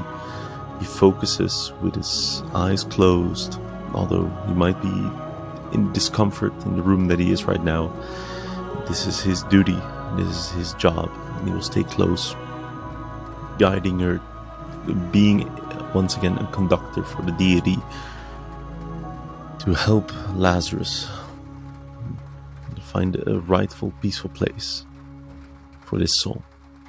It takes a while, but the ceremony concludes. There's nothing more to do here, and more than likely, above all things, after everything you've been through, you're probably tired. I would say the least. So, you step out into the hallway, make your way, almost dragging your feet down the hall, getting to the door, to the staircase, opening it, closing it, what's left of it. It was kicked open, after all. And you make your way up to the room.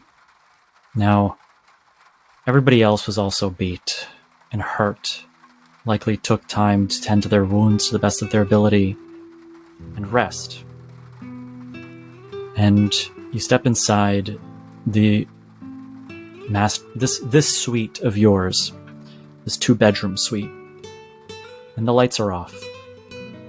They're off in the kitchenette, in the living room, and you see 2 doors, one on the left, one on the right, to each bedroom, and you're staying in one of them. But before you go to bed, you decide to recount what you have. You go through your testimonium. You place everything in front of you carefully to take a chronicle of what's there after all of this. And there you have the testimonium, your components pouch, your armor, weapons, religious texts of all kind. You also have, of course, the note, the address that was written on it. And seeing it among your things on the table in front of you, maybe you don't know why, but thought, why not check? The one that she folded in front of you after writing on. And written on that piece of paper is 42 Maple Leaf Lane. And that is where we'll end today's session.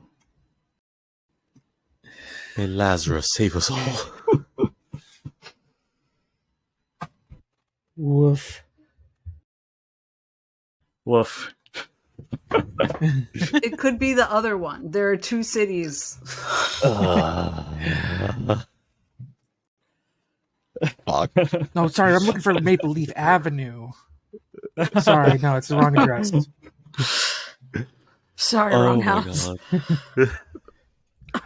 What? Why didn't I check the note? No, that was real nice. I had my fingers crossed. I was like, she folds the note and hands it to you, and I'm thinking, don't ask. Nope. I think I thought it, talked and over I it was- before you could, because I was doing the Beatrice thing. You were I saved thought by it- my rudeness. And I was like, what if it's the same address? But I was like, Esper's not literally a part of this conversation. She's still too frazzled. So there's no reason for me to ask. Yes, indeed. Yes, indeed. Yep. He just wanted to help. No stress. Mm-hmm. Should have been the more thorough investigator. But I quite like this actually. So, what did you think of today's session? Oh, Beautiful. It's real good. It all connects. Mm-hmm. the storytelling and the plot progression and everything that was really good. Mm-hmm. The tension of encountering the creature in the basement with only 2 of us present. Oh, geez. Yeah. Yeah, honestly, I didn't come prepared at all. I had an idea for last session, and I was like, I'm just going to not take notes and see what happens, and I'm so glad. Mm-hmm. And it never even crossed my mind, even though you warned us last session, But this session, I didn't even think about it, and it didn't seem like you had no prep at all. I appreciate that. Man, I went into that last battle thinking, well, at least I'm resistant to psychic damage. So, and Joke's I've on got all you. my hit points left. We're going to kill you And the of course- old-fashioned way. The 2 hits I got were the physical. The creature is very lacking in psychic power towards the end. It's getting like destroyed from the inside, and its psychic organs are all squishy and yeah. Of course.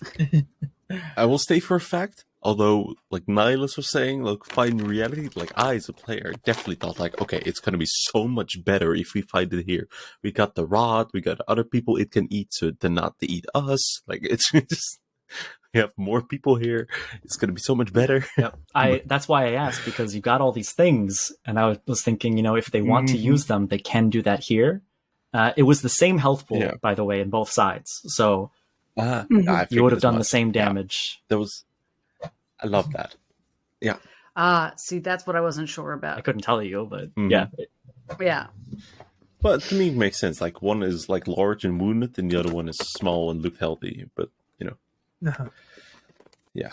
So was it? Can I know? Was it vulnerable to lightning? It was. That was honestly a very, very clever idea. I didn't even realize you could do that.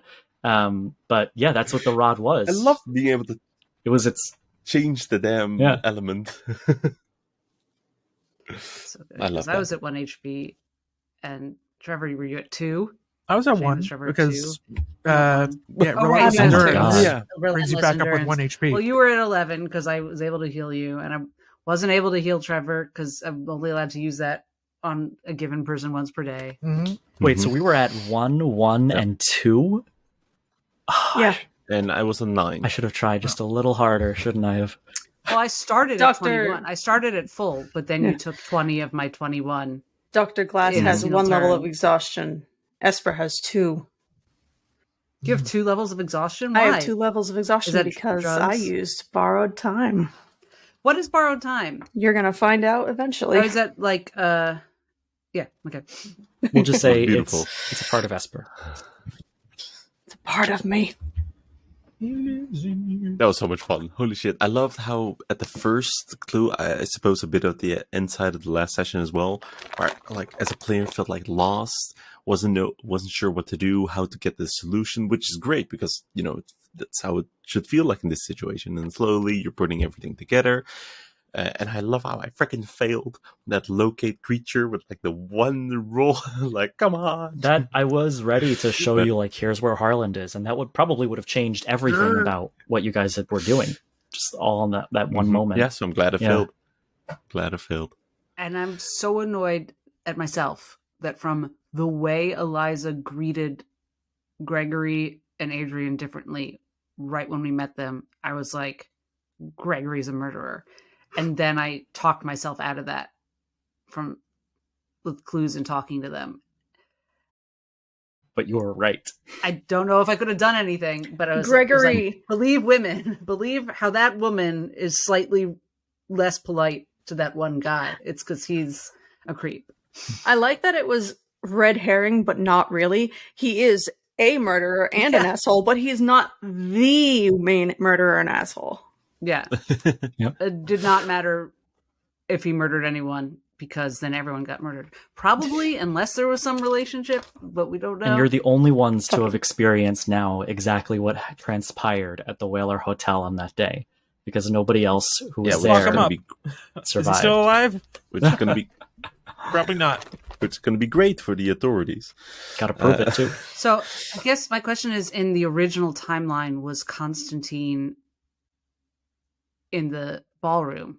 So Or did the monster, or was he in the basement and was the first one killed by the monster? Halen survived. So in the original timeline, I think I can share this. Yeah. In the original timeline, I love Constantine was in the ballroom.